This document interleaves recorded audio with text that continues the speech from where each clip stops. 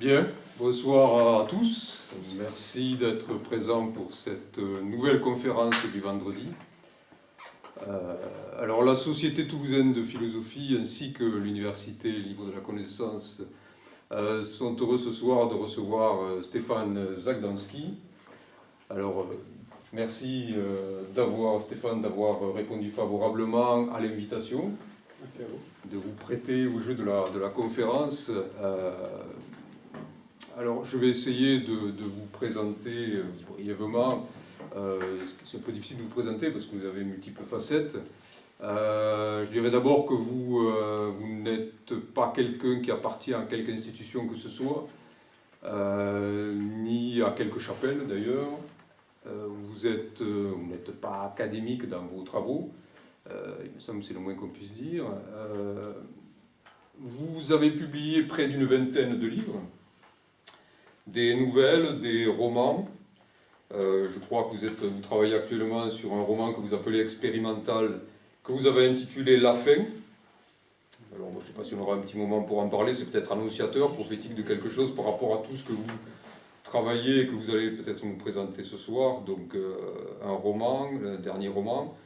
Vous avez publié des essais, notamment sur des auteurs que vous appréciez particulièrement, comme Proust, Céline ou Guy Debord. Vous avez travaillé aussi, vous avez réfléchi à la question du cinéma. C'est-à-dire, je crois que c'est pas...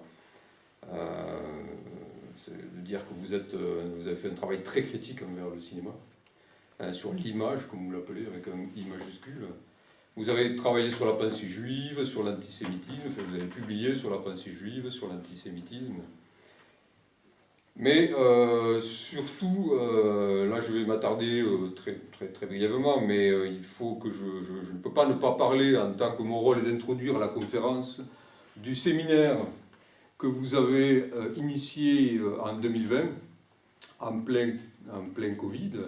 Alors un séminaire sur Internet à cause du Covid, je crois que c'était quelque chose qui était prévu dans une galerie d'art parisienne qui finalement s'est transmutée, transposée, transportée vers le numérique. Aujourd'hui, depuis 4 ans, donc vous proposez ce séminaire, des séances de ce séminaire sur Internet. Alors, séminaire que vous intitulez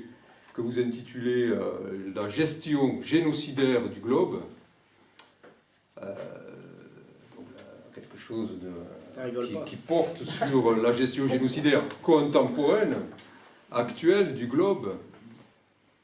Et alors, pourquoi j'insiste sur ce séminaire? D'abord, je n'ai pas tout regardé, mais tout ce que j'ai pu regarder jusqu'à maintenant, c'est une somme considérable, intellectuelle, éthique, spirituelle, qui, je crois, l'intention était de comprendre, vous dites, ce qui arrive à notre époque. Alors, en parlant de ce qui arrive, vous avez été obligé, puisque vous utilisez une dimension, disons, de processus, vous êtes obligé de vous demander, de vous poser la question sur quelle est l'origine de ce qui arrive. Si quelque chose arrive, qu'est-ce qui arrive et d'où cela vient-il? Donc ça, c'est le centre, le cœur, la matière de votre séminaire, si je ne me trompe.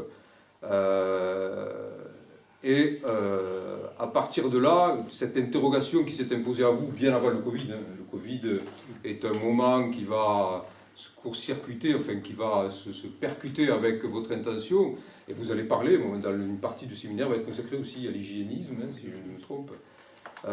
Donc véritable performance de la part de Stéphane Zagdanski, puisque certaines de ces séances qui sont en direct, quand elles sont filmées, font plus de 5 heures. Donc je trouve qu'il y a vraiment une performance intellectuelle, mais surtout un contenu, une richesse, une originalité qui font que cela mérite grandement d'être visionné, écouté. Alors depuis quelque temps, vous publiez donc les textes de ce séminaire-là. Vous avez, je crois que vous en êtes les 10 premières séances quasiment, je crois, en publication. Vous avez apporté le texte qui concerne les 9 premières séances et qui sont centrés, et c'est là où je voulais en venir, sur les 2 éléments qui structurent, je crois, me semble-t-il, l'ensemble de votre travail sur cette réflexion, interrogation, illustration, transmission de la question du qu'est-ce qui arrive à notre époque contemporaine, sur deux éléments clés, que sont d'un côté l'antisémitisme et de l'autre Heidegger. Alors l'antisémitisme, pourquoi?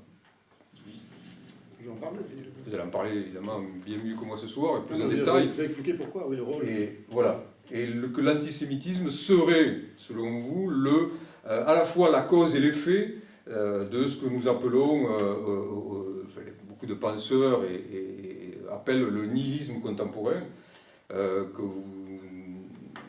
vous qualifiez aussi parfois, en référence à Heidegger, de dévastation ou de ravage, hein, qui emporte l'Occident. Donc l'antisémitisme aurait une forme d'intimité avec ce processus nihiliste qui remonte, qui a une origine très lointaine, et parallèle à ce processus de nihilisme, il y aurait un comportement, une attitude que vous qualifiez d'antisémitisme, mais qui ne serait pas simplement parallèle, qui serait peut-être aussi une des explications ou une des facteurs qui à la fois expliquent le nihilisme, je disais, en est la cause, et en même temps, cet antisémitisme va engendrer quelque chose que vous appelez l'extermination. C'est un des symptômes, c'est pas que c'est la cause, c'est un des symptômes, mais sur lequel on a une documentation qui remonte des origines du christianisme jusqu'à aujourd'hui, en passant par la tentative de génocide. Donc c'est un des symptômes importants du nihilisme, et qui nous donne beaucoup qui va nous donner beaucoup d'informations sur le nihilisme, les autres aspects du nihilisme, c'est pour ça que j'appelle ça la gestion génocidaire du globe, ou en gros une forme de volonté de tout détruire. Et en ponctionnant le cas particulier de l'antijudaïsme, de l'antisémitisme et de ce qui est arrivé au peuple juif depuis 2000 ans, on peut étudier avec un microscope ce qui est en train d'arriver à l'ensemble du monde. C'est mon idée. Très bien. Donc voilà, donc l'antisémitisme comme élément grossissant de ce qui advient parce que l'extermination, même si là on a eu un élément absolument terrible et qui concentre la force peut-être de ce mouvement nihiliste, vous parlez aussi quelquefois d'autres exterminations. Oui, bien sûr. Vous l'évoquerez peut-être ce soir. L'autre élément mobilisé dans votre travail, c'est Heidegger.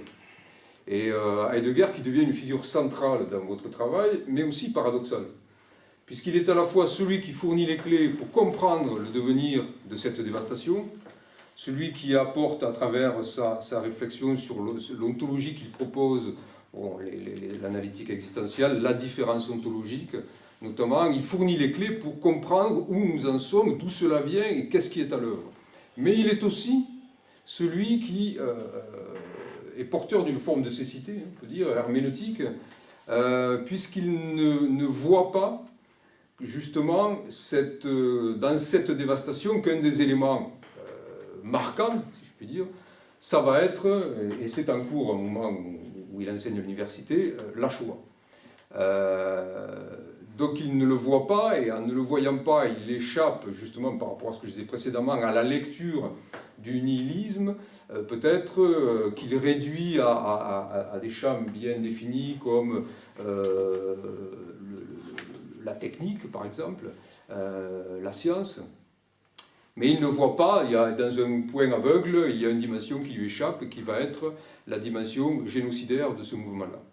Donc Heidegger devient central, l'antisémitisme est central, donc ce soir, je crois que vous allez nous expliquer comment cet auteur, pourtant fondamental pour vous, vous avez dit que vous allez être très critique, mais c'est quelqu'un que vous appréciez beaucoup, Heidegger, sa pensée, vous allez nous montrer en quoi, à côté de cette lucidité qui était la sienne, il peut y avoir ce point aveugle, et en quoi ce point aveugle est-il aussi peut-être le point aveugle, je m'avance un peu, de tout l'Occident sur la question de la chose juive. Je vous laisse la parole. Merci beaucoup de cette très belle présentation. Oui. Comment expliquer les choses?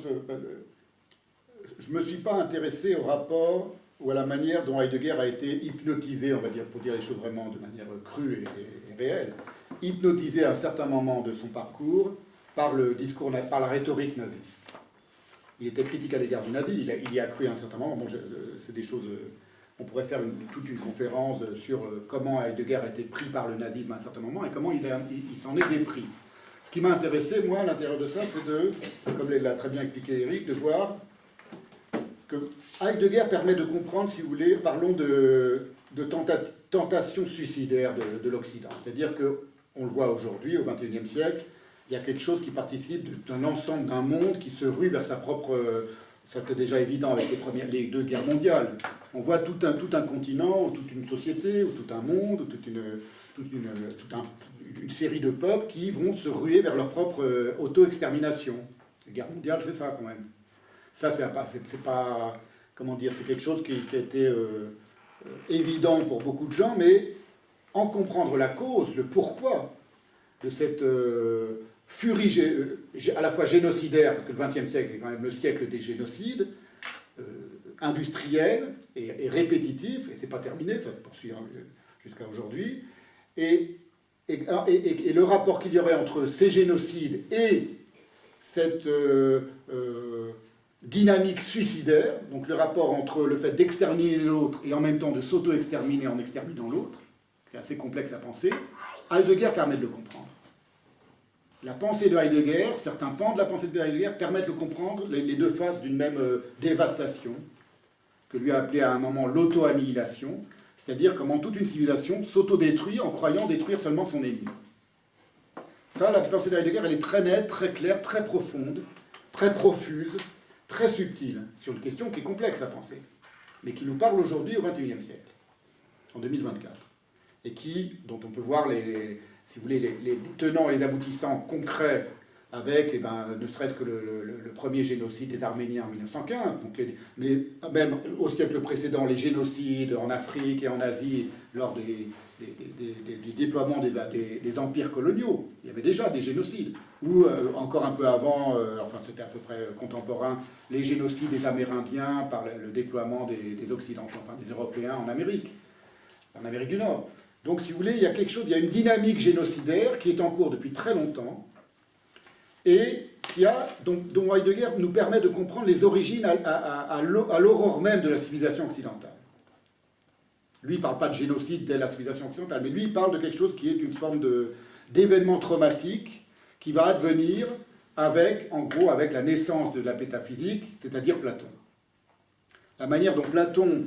C'est complexe, chez Heidegger, je vous le résume, mais la manière dont Platon va rompre avec ce qui, dans la pensée grecque, existait avant Platon, qu'on appelle d'un mot un peu général, le présocratique, qui était déjà une pensée du monde et du rapport entre l'être et le monde. Platon va inaugurer quelque chose qui, pour Heidegger, est une manière de se voiler la face. Je dis en termes très simples. De ne pas comprendre, ou en tout cas de rompre avec une tradition d'être dans le monde. Une tradition d'ouverture à l'être du monde. Je dis de manière un peu métaphorique. Et après Platon, ça ne s'arrête pas.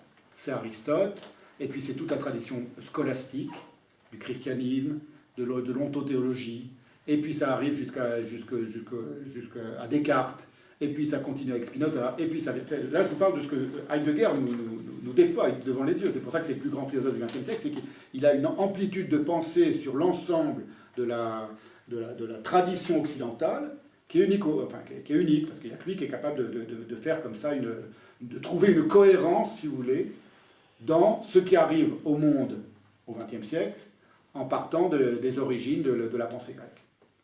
Alors, aujourd'hui, je vais parler plus précisément de choses qu'il n'a pas vues. Ça, il l'a très bien vu. Et parce qu'il l'a très bien vu, il avait les moyens, d'une certaine manière, de comprendre. Il aurait pu avoir les moyens, il aurait pu se donner les moyens de comprendre que ce qui était en train d'arriver aux Juifs, disons à partir des années 30, en Allemagne, c'est un Allemand quand même, donc il était vraiment au cœur du séisme, et jusqu'à la Shoah, et puis il est mort assez tard, il est mort en 76, je crois, 74, Heidegger, donc il a vu les choses, il a tout vu.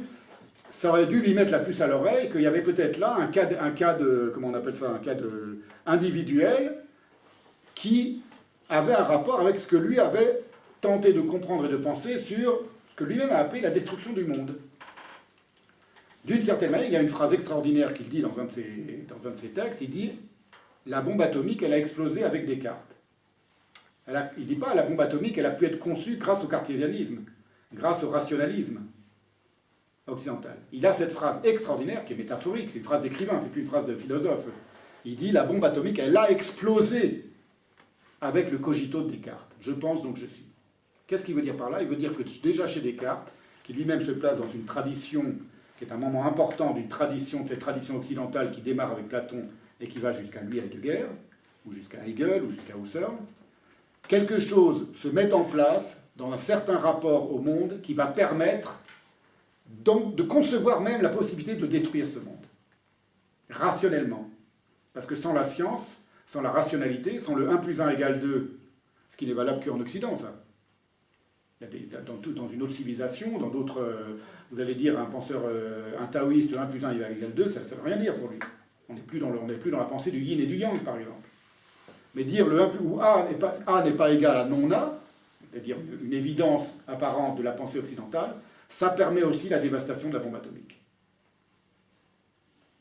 Ça, c'est la pensée de Heidegger.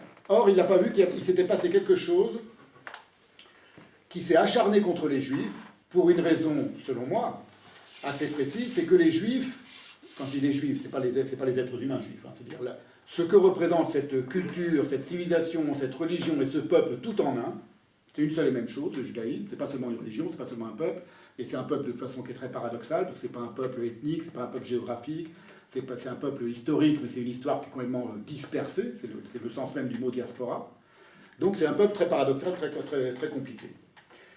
Eh bien, ce peuple-là, il échappe à la tradition occidentale.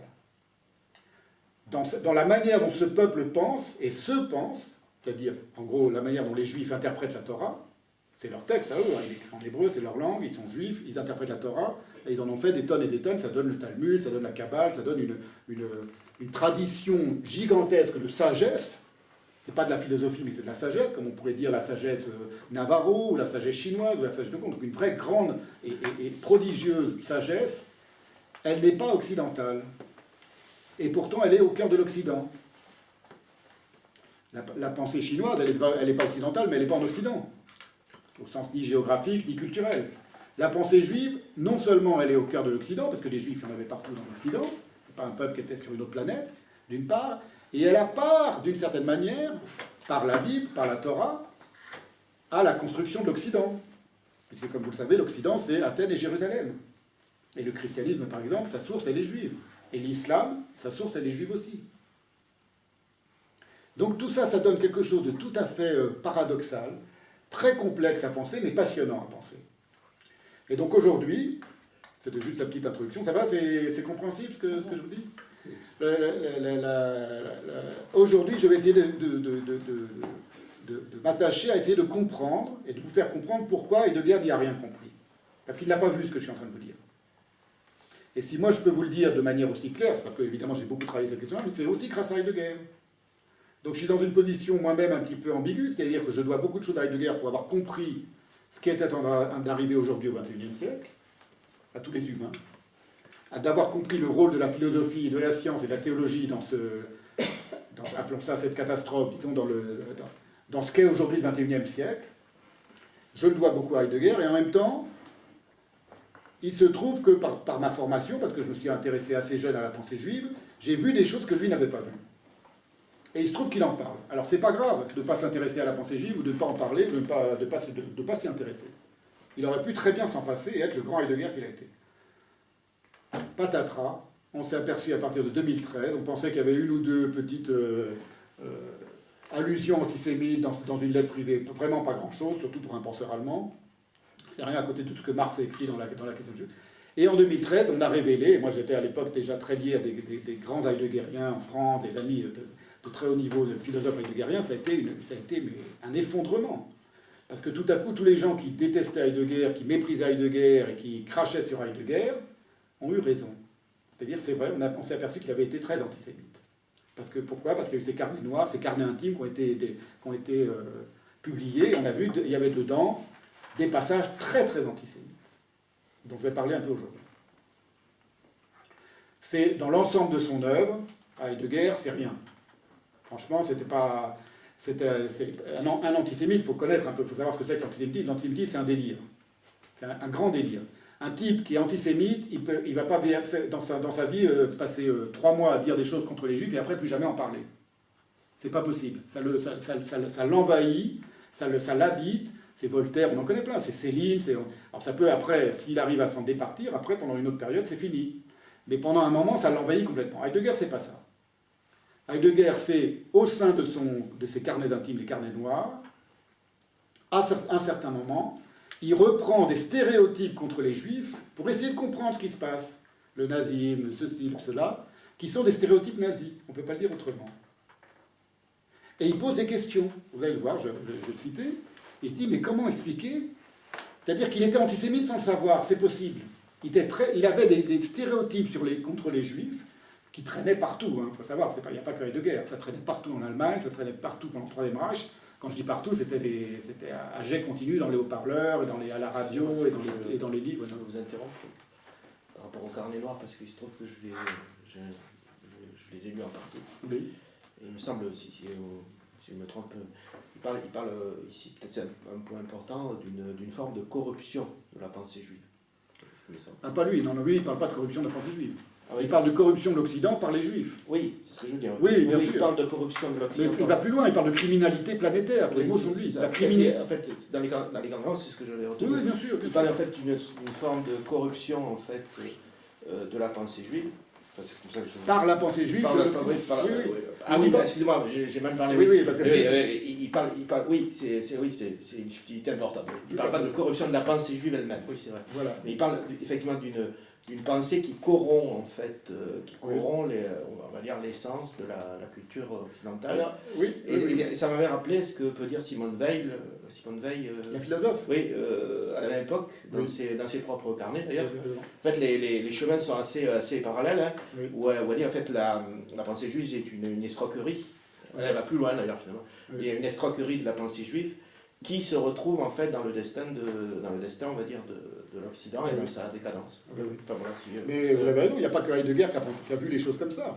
Simone Weil, qui était juif pourtant d'origine, la philosophe Simone Weil, était très antisémite. Quand j'avais lu les carnets, j'ai lu Simone Weil à l'époque, j'ai trouvé un parallèle assez intéressant d'une idée, effectivement, et vous avez raison par rapport à la subtilité, c'est pas la pensée juive elle-même qui est corrompue. Je pense que chez Simone Weil, c'est la pensée juive elle-même qui est corrompue. Mais elle ne la connaissait pas non plus. Et le point commun entre Heidegger et Simone Weil, c'est qu'ils n'y connaissaient rien. Bon, elle pourtant était juive, mais elle n'y connaissait rien. Je pense que c'est juste par rapport à ce que j'avais lu. Il me semble que c'est ça le point crucial. En fait, il me semblait la pensée juive dans sa formulation corrompt, en fait, on va dire, justement, pour ce même le platonisme, justement. Exactement. Elle oppose le platonisme en tant qu'il est la plus belle chose qu'a inventé l'Occident par rapport à la Bible, l'évangile qui vient après. Et au milieu, au fond, il y a la pensée juive qui est une escroquerie. Alors, je retrouvais ça chez Heidegger, mais c'est avec la subtilité que vous dites, il n'y a pas une attaque directe contre la pensée juive. C'est pas ça, c'est que Heidegger, il va dire que la pensée juive et le platonisme sont la même chose, et c'est eux qui ont corrompu la... Voilà, donc c'est très différent de Simone Weil. Il y a un point commun, mais il y a quelque chose de très différent. Sur la critique de la rationalité chez Heidegger, notamment la critique qu'il faisait au sujet de Platon, je n'ai pas pu m'empêcher de mettre ça en parallèle avec le moment où vous avez dit qu'il ne se rendait pas compte de la barbarie qu'il y avait autour de lui. Il ne se rendait pas compte, oui. En tout cas, il se voilait la face, qu'il se rendait compte ou pas, en fait. Il l'a fait comme si ça n'existait pas. Et je ne pouvais pas m'empêcher de me dire qu'en même temps, est-ce que c'est si étonnant quand on rejette la rationalité et qu'on rejette la philosophie de ne pas voir ce qui est barbare autour de soi ? Oui, parce que c'était une barbarie rationnelle. Elle n'était pas irrationnelle. Elle n'était pas si irrationnelle que ça. Maintenant, on sait tout ce qui est arrivé. Alors c'est facile aujourd'hui de voir le côté sauvage, le côté barbare, le côté irrationnel de la chose. Mais c'était, vous savez, il y a une phrase de Hitler qui est extravagante à méditer. Il dit « L'antisémitisme, c'est l'antisémitisme de la raison. » Vernunft. Il veut dire par là, la raison, elle doit être antisémite. On ne peut pas aimer les juifs si on est rationnel. C'est la raison même qui nous intime de désirer leur extermination. Il ne dit pas que de l'homme, on sait qu'il le pensait. Il parle la phrase antisémitismus des Vernunft, des ou der, je ne sais plus, de l'antisémitisme de la raison. Dire la raison elle-même, c'est des choses très complexes, hein. Mais on va voir comment ça fonctionne chez Heidegger. Mais Heidegger, il n'est pas irrationaliste, hein.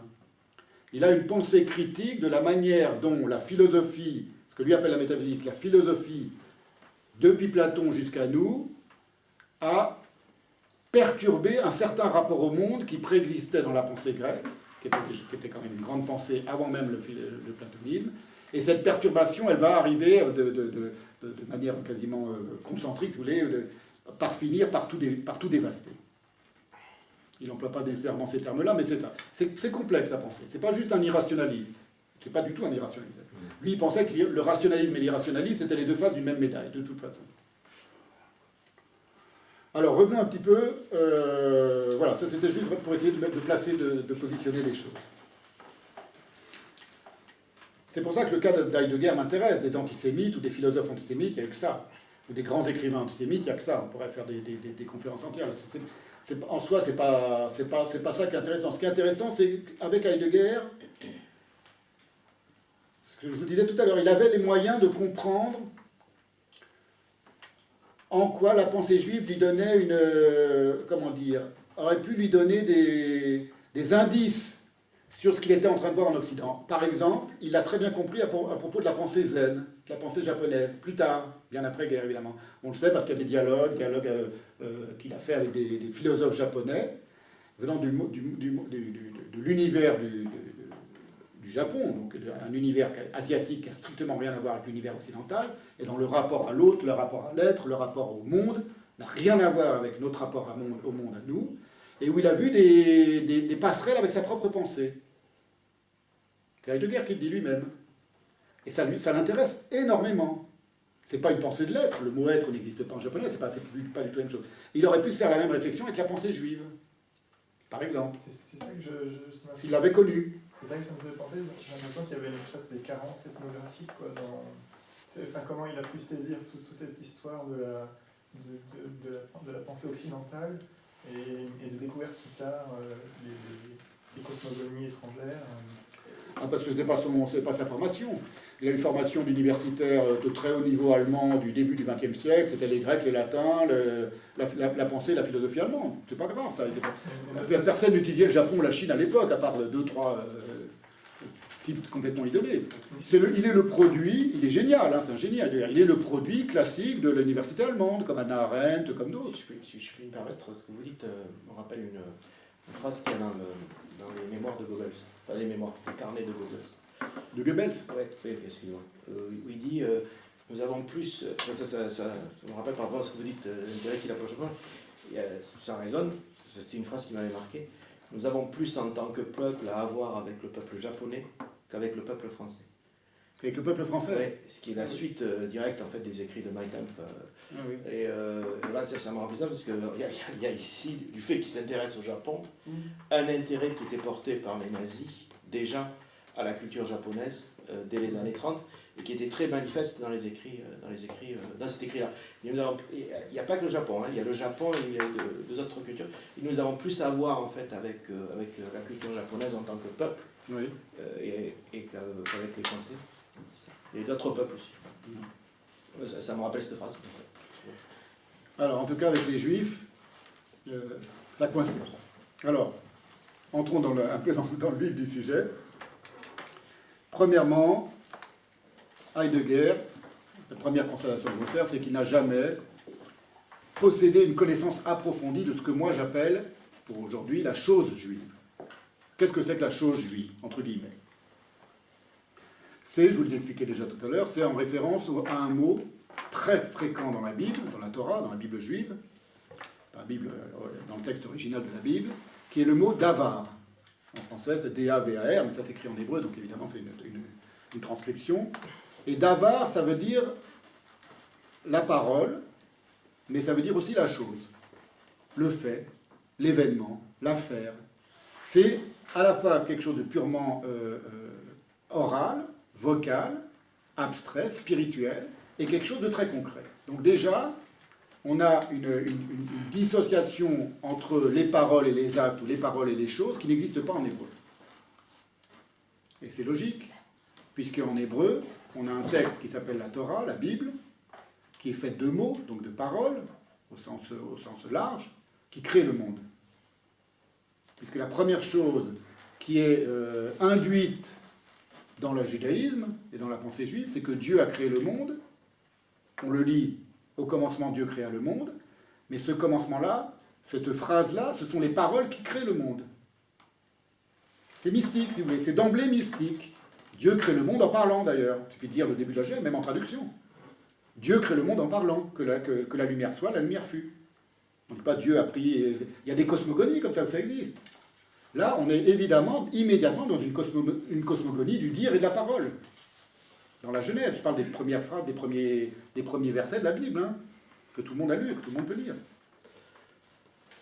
Allez, je me permets d'intervenir pour illustrer ce que vous venez de dire. Si l'on, je ne suis pas judaïsant, ou hébraïsant, mais si on veut traduire en hébreu les premiers mots de l'évangile de Jean, ça donne Bereshit Davar. Au commencement était la parole, le logos qui a été traduit par le logos. En remarquable homophonie avec Bereshit, Bara Elohim. Exactement. Au commencement était le verbe, dit, mais il le dit en grec. Enfin, on n'a plus que la version en grec. Et évidemment, ce qu'il appelle lui logos, c'est le davar hébraïque. Vous avez tout à fait raison. Mais moi, ce que j'appelle la chose juive, donc c'est pour ça que j'ai mis le mot chose et pas la parole juive, parce que la parole juive, on pourrait comprendre tout de suite. Donc la chose juive, on dit, mais immédiatement, c'est plus énigmatique, et j'aime bien quand c'est énigmatique. C'est donc tout ce qui concerne, c'est quoi la chose juive? La Bible hébraïque, pas la Bible en traduction, la Bible en hébreu.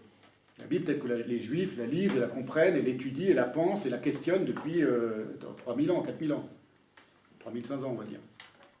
La Bible hébraïque, mais pas seulement la Bible hébraïque, l'immense corpus herméneutique et exégétique plurimillénaire du judaïsme, c'est-à-dire tous les midrashim, les immenses commentaires juifs que personne ne connaît, à part certains juifs très érudits. Ce sont des bibliothèques entières, en hébreu, en araméen, plus tard dans toutes les langues de la diaspora, en yiddish, en ladino, en espagnol, en arabe. Maïmonide écrivait en arabe et pensait en arabe. C'est un corpus immense de sagesse, de pensée, de méditation sur le texte en hébreu de la Bible. Et puis ensuite, ce chef-d'œuvre de la pensée non occidentale, non rationnelle, qu'est le Talmud de Babylone. D'abord le Talmud de Jérusalem, et puis ensuite le Talmud de Babylone. Des milliers de pages de pensée pure, très dures à comprendre, et parfois formidables, avec parfois des petites paraboles, des petits contes, des petites légendes qui apparaissent au milieu d'un fourmillement de questionnements entre des rabbis qui se disputent, qui polémiquent sur un petit mot de la Bible ou une petite question complètement farfelue, qui est-ce qui naît en premier, de la poule ou de l'œuf? Ça tout le monde connaît, mais eux ils disent, et si l'œuf il est pondu le Shabbat, est-ce qu'on a le droit de le manger ou pas? Puisqu'on n'a pas le droit de travailler le Shabbat. Je l'ai lu, le traité, c'est dans le traité Beitza, c'est un traité qui s'appelle Les œufs, un traité du Talmud, j'ai commencé de l'étudier. Ce sont des très grands rabbins, c'est comme si Saint-Augustin et Thomas d'Aquin discutaient, est-ce qu'on a un œuf pondu le Shabbat, on a le droit de l'utiliser pour faire une hostie. Et puis vous avez 500 pages là-dessus. Et personne n'y comprend rien. Mais c'est pas du délire, c'est de la pensée, mais c'est une forme de pensée qui parle beaucoup aux juifs qui l'étudient et très peu au reste du monde, à vrai dire. Parce que, alors il y a des gens qui ne sont pas juifs qui se plongent là-dedans et qui trouvent ça formidable. Il n'y en a pas beaucoup. J'ouvre une parenthèse pour faire raconter une petite anecdote. Vous savez peut-être que plusieurs de mes livres ont été publiés chez Gallimard par Philippe Solers, dans l'édition de Philippe Solers. C'est à une époque où on était un peu en froid, et j'avais des amis communs qui essayaient un peu de nous rabibocher, pour dire les choses un peu vite, et qui disaient, mais vous savez, Zagdansky, quand même. Donc on a eu des relations d'écrivain-éditeur, puis d'amitié avec Solers. Et puis après, pour des différentes raisons que je ne vais pas détailler maintenant, on s'est un peu éloigné l'un de l'autre, et puis des amis ont essayé, communs, de nous ramener. Et il y a quelqu'un qui disait, mais vous savez, Stéphane, bon, je ne sais plus comment, il me le racontait après, il me disait, on a parlé de toi avec Solers, j'ai dit ceci, ce serait bien quand même vous rabibiochier tout ça, et puis Stéphane, quand même, ce qui est important, il faut comprendre qu'il est très lié à la pensée juive, c'est pas un zozo, quoi. Pour lui, il est entièrement dans la pensée juive, c'est quelque chose de très important pour lui. Et Solers a répondu à mon ami, je ne dis pas le nom de mon ami parce qu'il est encore vivant, Solers il est mort, il lui a dit, mais écoutez mon cher, vous avez déjà ouvert une page du Talmud, vous appelez ça pensée? Avec un ton un peu méprisant. Et je m'étais dit, quand il m'avait raconté ça, je lui ai dit, mais imaginez qu'on dise à Solers, vous avez lu une page du Yiking, vous avez déjà ouvert une page du Yiking. Le Yiking, vous savez ce que c'est le grand livre des mutations en Chine, c'est un chef-d'œuvre de la pensée chinoise. Vous appelez ça pensée? avec une grimace de dédain, qu'est-ce qu'il aurait pensé, Solers, de quelqu'un qui dirait ça? Il dirait, mais quel pauvre con! Vous avez lu le Tao King, vous appelez ça comme pensée? C'est pareil. Voilà. C'est pour vous dire que le Talmud, c'est quelque chose, c'est de la vraie pensée, mais il faut rentrer dedans. Voilà. Et puis, ça ne s'arrête pas là. Après, on a tous les écrits des plus grands rabbins de tout le Moyen-Âge, Rachi, et puis Maïmonide, et tous les autres, les connus et les pas connus, qui sont immenses, c'est tous des génies. C'est tous des Kafka, c'est tous des Einstein, c'est tous des grands comme ça, mais inconnus du monde. Pourquoi? Parce qu'ils s'exprimaient qu'en hébreu, ils s'exprimaient que sur la Bible. Rachid est connu quand même. Oui, un peu connu. Rachid est un peu connu. Et puis après, il y a les kabbalistes. Aïe, aïe, aïe. Les kabbalistes. Donc c'est pour vous dire, pour aller vite, une tradition gigantesque. C'est pas parce que je suis juif, moi, que j'aime ça. C'est une tradition gigantesque, appelons ça de sagesse, de spiritualité et de sagesse. Énorme. Énorme en amplitude. Et personne ne la connaît à part les juifs. Très peu de monde la connaît, dans l'univers non juif. Et cette sagesse-là, elle n'est pas philosophique. Et pourquoi ça n'intéresse personne hormis les juifs? Attendez, ça... Si je peux faire... Même les juifs, même les juifs, c'est pas sûr que ça les intéresse. Pourquoi ça n'intéresse personne? Parce que c'est déroutant. Oui, il y a ça. Ah, il a été traduit. D'abord parce que... Non, pas les milliers de pages. Non, Non, il y a beaucoup qui ça n'a pas été traduit. À part la Bible, ça n'a pas été traduit. Et puis la Bible, elle a tout de suite été traduite et du coup trahie. Parce que le texte grec de la Bible, les Septante, et ensuite la Vulgate, c'est plus la Bible. C'est pas la même Bible. Mais c'est une autre question. Pourquoi ça intéresse? C'est un tout petit peuple, le peuple juif. On parle que d'eux. Et en ce moment, avec la guerre, on parle que d'eux. Mais eux, ils aimeraient bien qu'on parle un peu moins d'eux, les juifs. Ils sont 15 millions dans le monde. 7 milliards d'humains, 15 millions de juifs. Imaginez la disproportion entre la... Bon, c'est un autre sujet. Enfin bon, bref, c'est pour vous dire, on a une sagesse énorme, qui a une place énorme et centrale, même en Occident, puisqu'elle est quand même à l'origine une des origines. Il n'y a pas que les Grecs, il y a aussi les Latins, les Romains et le judaïsme de la civilisation occidentale. Et elle n'est pas métaphysique, pour le dire dans les termes de Heidegger. Ça aurait dû un peu le questionner. Ben non, ça l'a pas questionné. C'est pas grave, de ne pas être intéressé par la pensée juive, c'est pas ça qui est important. Mais c'est que quand il va, au rare moment, il va s'exprimer sur le judaïsme, pour dire les choses de manière banale, il va dire de grosses conneries. Et ça, c'est pas compréhensible, c'est pas normal. Quand on est à Heidegger, on ne dit pas de conneries. Soit on dit je ne sais pas, je sais pas, moi, si on parle bon, je ne suis pas Heidegger, peu importe, c'est pas important. Soit on dit je ne sais pas, soit on questionne, comme il a fait avec le japonais, par exemple. Il a inventé un dialogue qui s'appelle, c'est quoi le sous-titre, dialogue avec un japonais, ou conversation avec un japonais, où lui-même il se met en position de questionner le japonais, et le japonais lui répond. Mais c'est lui qui a écrit les questions et les réponses, mais en utilisant des conversations qu'il avait eues avec ses disciples japonais, si vous voulez. Mais on voit une grande humilité chez Heidegger qui apprend des choses de la part de quelqu'un qui lui parle d'une culture qui n'est pas la sienne. C'est la moindre des choses. Quand on est très très très intelligent, on ne vient pas la ramener auprès de quelqu'un qui va vous apprendre quelque chose, qui vous ouvre à un univers que vous ne connaissez pas. Quand on est un génie comme Heidegger, c'est la moindre des choses. Il n'a pas fait ça avec le judaïsme. Avec le judaïsme, il a cru qu'il savait. Et ce qui est très intéressant, c'est que toute sa pensée, une grande partie de sa pensée, consiste à dire on a cru qu'on savait ce que disaient les Grecs et on n'a rien compris. Parce que, par exemple, c'était traduit en latin. Et donc toute la pensée grecque, je vais devoir vous la faire redécouvrir autrement, parce qu'elle a été trahie par les traductions, par exemple, du mot aletheia en mot veritas, le mot vérité en vérité. C'est pas la vérité en grec. Vous imaginez, le mot vérité en Occident, il nous dit on n'y a rien compris à Heidegger. C'est un faux mot. Son origine, c'est pas vérité. C'est pas rien quand même. C'est tout le monde occidental qui s'écroule. Il a été capable il a fait ce travail de pensée-là, c'est pas juste qu'il l'a dit. Il a fait ce travail de pensée-là. Comment, en passant du grec aletheia, qui est un mot important de la pensée présocratique, en passant dans le monde métaphysique par la traduction romaine et ensuite dans la théologie catholique d'abord, et puis ensuite dans la science, etc., ça devient la veritas, et il ne le dit pas exactement comme ça, mais il dit c'est comme si on prenait un bulldozer et qu'on écrabouille un champ de tulipes. On n'a plus accès à la vérité de l'être avec le mot veritas.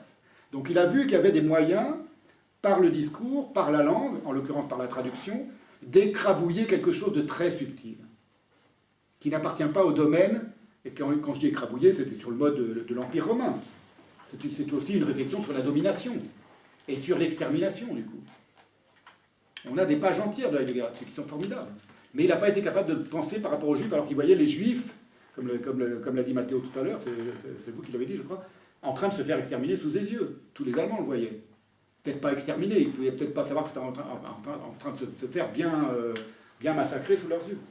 Est-ce que vous ne pensez pas que le fait de sa relation avec Hannah Arendt et en fait son amour déçu, parce que c'est le grand amour de sa vie, Hannah Arendt a pris son envol à la suite aussi il me semble, de l'attitude de Heidegger par rapport aux Juifs, que, alors là, le fait d'être un homme, avoir été amoureux, d'avoir été comment on appelle, rejeté, il n'y a pas une partie de son antisémitisme qui vient là-dedans, au niveau de ses cahiers. Je ne parle pas au niveau de l'antisémitisme en pleine guerre. Je ne suis pas d'accord avec vous, mais c'est notre sujet, en disant que les Allemands étaient pas au courant. Mais ça, c'est un autre sujet. Non, quand je disais ils n'étaient pas au courant de ce qu'on allait apprendre après. Surtout en 1942, surtout au niveau des universitaires. Mais bon, ça, c'est encore une fois une autre oui, quand je dis qu'ils n'étaient pas au courant, je veux dire l'ensemble de la population. Je ne pense pas en 1942 qu'ils connaissaient la solution finale. Elle était secrète, c'était un plan secret. C'est ça que je veux dire. Il y avait quand même... Enfin, peu importe, c'est un détail. Mais en tout cas, c'est sûr qu'à partir de la nuit de cristal et en 42, 43, évidemment, tout le monde... Enfin bon, peu importe, c'est une autre question. C'est pour vous dire que... alors, sur Hannah Arendt, je ne pense pas parce que... si vous voulez, c'est pas lié seulement à sa biographie personnelle. Et il aimait sincèrement Hannah Arendt, mais en même temps, il n'a pas divorcé pour l'épouser. C'était un cas différent de Jaspers, par exemple, qui était marié à une juive. Et bon, du coup, il y a eu un peu d'eau dans le gaz, comme on dit, ou de bisbille entre lui et la famille Jaspers. Mais bon, je ne sais pas, je ne crois pas, parce que c'était quelque chose quand même de très répandu. L'antisémitisme, c'est pas juste lui par rapport à Hannah Arendt, vous voyez, c'était quelque chose...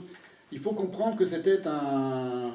Il a utilisé un terme que j'ai beaucoup réutilisé parce que ça me plaît beaucoup, d'ensorcellement.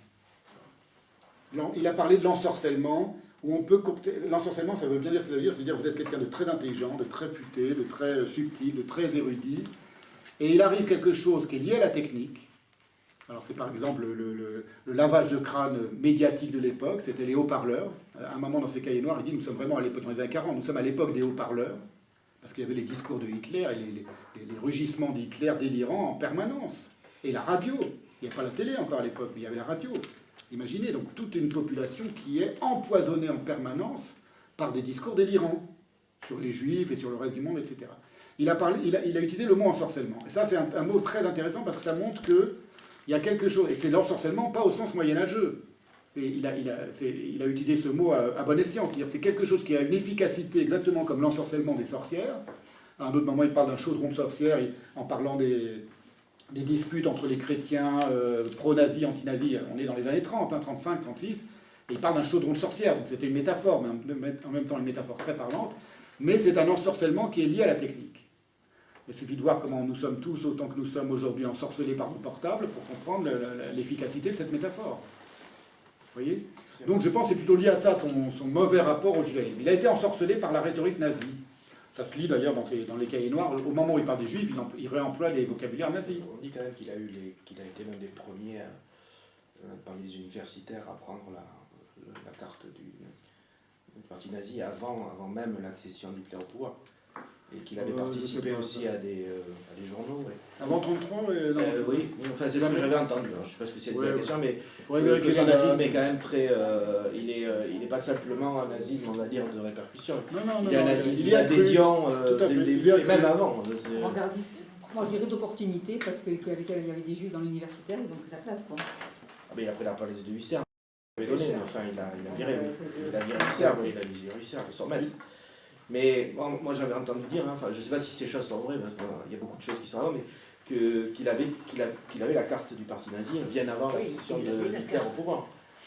Aussi, je l'ai lu. Oui, bien sûr, et qu'il avait même participé à des associations nazies, etc., en tant que professeur, autour de la jeunesse, qu'il était impliqué. Alors sûrement par opportunisme, mais à ce moment-là, je pense qu'il y a aussi une véritable adhésion. Alors ce qui est très intéressant, grâce aux carnets noirs, les carnets noirs c'est vraiment le journal intime de sa pensée. Et on a quasiment jour après jour ce qu'il est en train de penser. Et de penser de sa pensée aussi. Donc grâce au carnet noir, on peut voir le moment où il bascule dans le... Les premiers carnets noirs, ils commencent au moment où en effet il y croit au nazisme. Et on le voit dans les... Il croit qu'il va y avoir une révolution spirituelle et tout ça. Je ne sais plus si c'est avant ou au moment de... Ça doit être quasiment entre 32 et 33 au moment de l'accession. C'est tout près de l'accession de Hitler. Et apparemment il prend... Et on voit le moment où ça bascule et où il comprend que c'est du délire et où il comprend qu'il s'est fait avoir. Et où il va être très en colère. Tout ça, bon, je ne veux pas en parler trop longtemps maintenant, mais on le voit vraiment quasiment jour après jour comment lui-même se laisse hypnotiser, se laisse empoisonner, comment après, d'une certaine manière, il s'aperçoit qu'il est en train de se faire... Mais jamais vis-à-vis des Juifs. Vis-à-vis des Juifs, il n'a pas compris. C'est ça qui est différent. Vis-à-vis du nazisme, il a fini par comprendre que c'était des barbares, que c'était des errants, que c'était des criminels. Il a mis le temps, hein. Il y en a qui avaient compris beaucoup plus vite. Hein.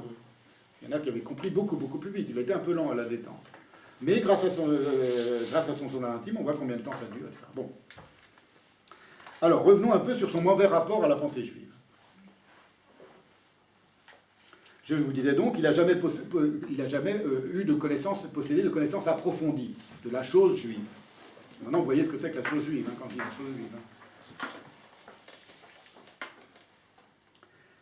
Alors, il faut savoir que c'est une méconnaissance qui était très répandue parmi les non-juifs, donc en Europe chrétienne, évidemment. Peu de monde savent ce qu'il y a dans la Torah en hébreu, dans le Talmud, etc. C'est pas juste Heidegger qui connaissait rien, alors tout le monde aurait connu ça très bien.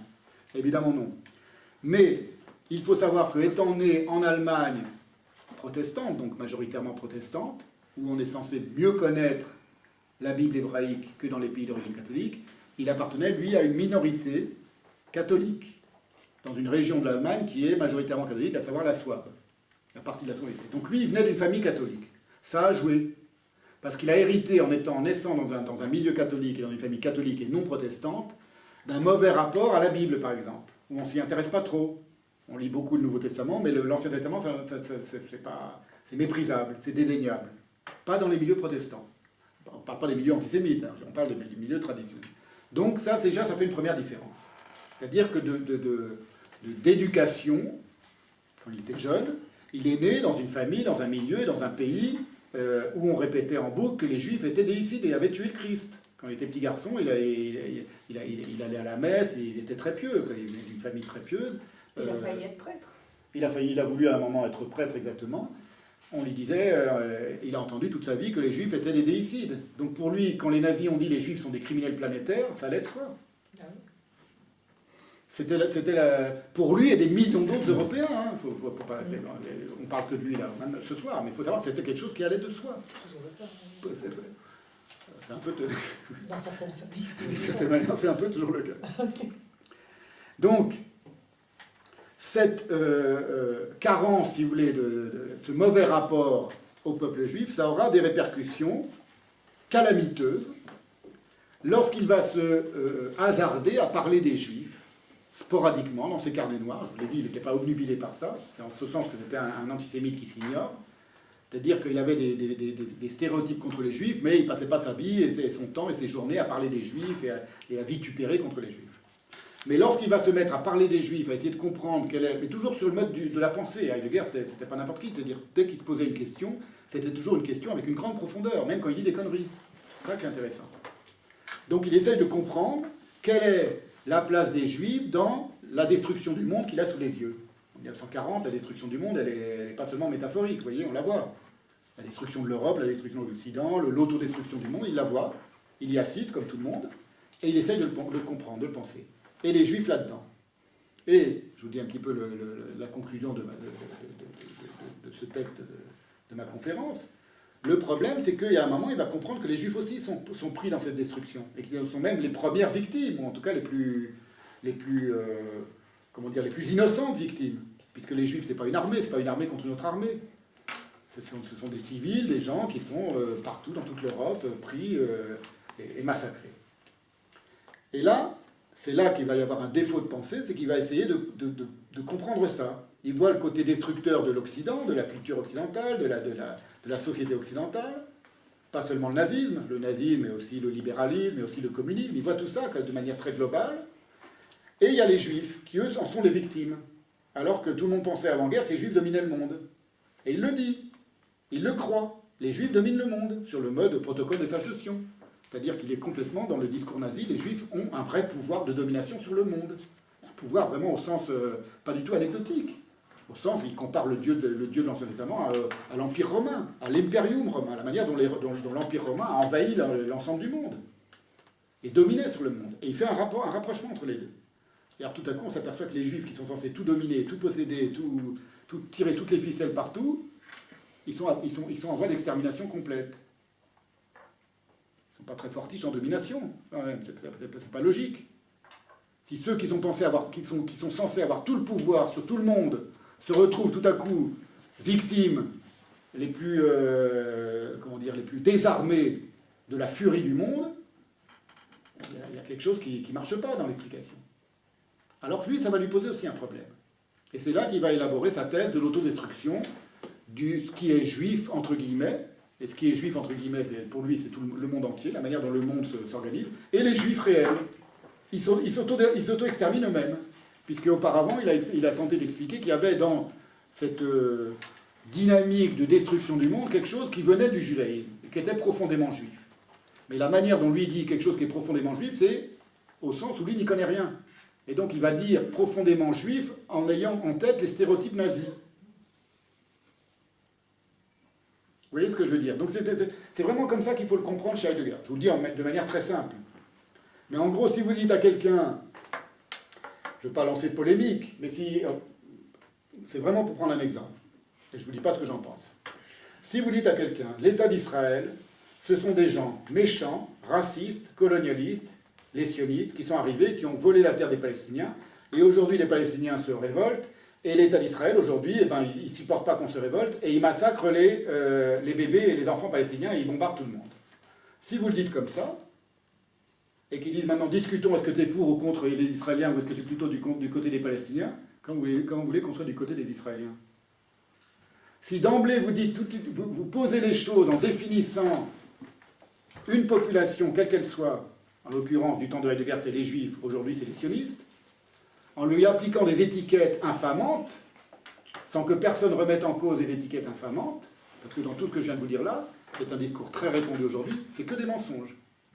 C'est que des mensonges. Mais je ne fais pas le potier aujourd'hui, je ne fais pas une conférence sur le sionisme et l'antisionisme aujourd'hui. Mais si vous appliquez cette étiquette-là, la pensée est immédiatement barrée. Vous ne pouvez pas penser le conflit israélo-palestinien, par exemple, si vous pensez ça. Ce qui est le cas d'une grande majorité, de la gauche mondiale, mais pas seulement. C'est pour vous dire, je ferme la parenthèse, on ne va pas parler de ça aujourd'hui, mais c'est pour vous dire juste que selon les mots que vous appliquez sur une situation quelconque, vous avez déjà pris parti. Et le propre de la pensée juive, c'est le contraire.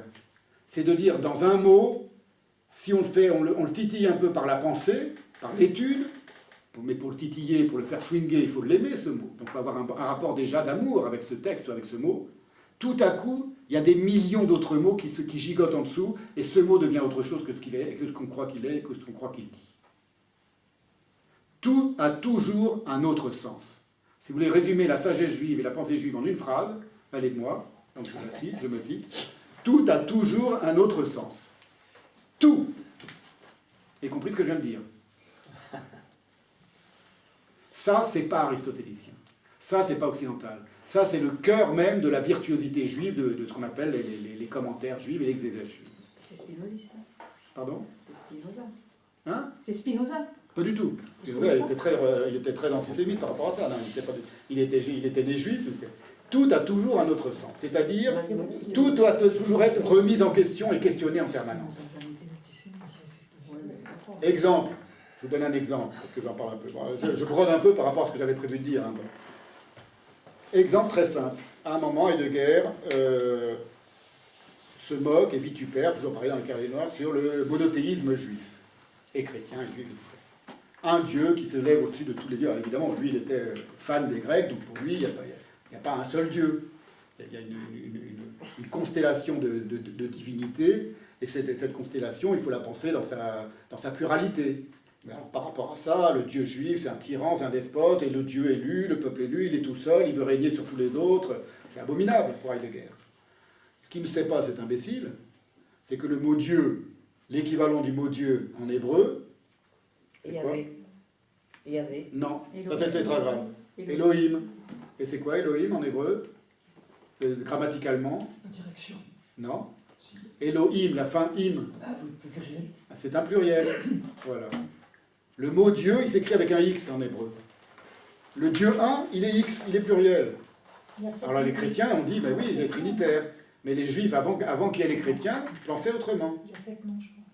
Il y a plus qu'il y a 72, on ne sait même pas. Il y a des textes mystiques qui disent le nom de Dieu, c'est toute la Torah du premier mot jusqu'au dernier mot. Donc 4000 pages après. C'est pour vous dire, tout est questionnable et tout est questionné, et les juifs, ça les fait jouir. Depuis 3000 ans, ça les fait jouir, ça. Que les choses bougent, que ça swing.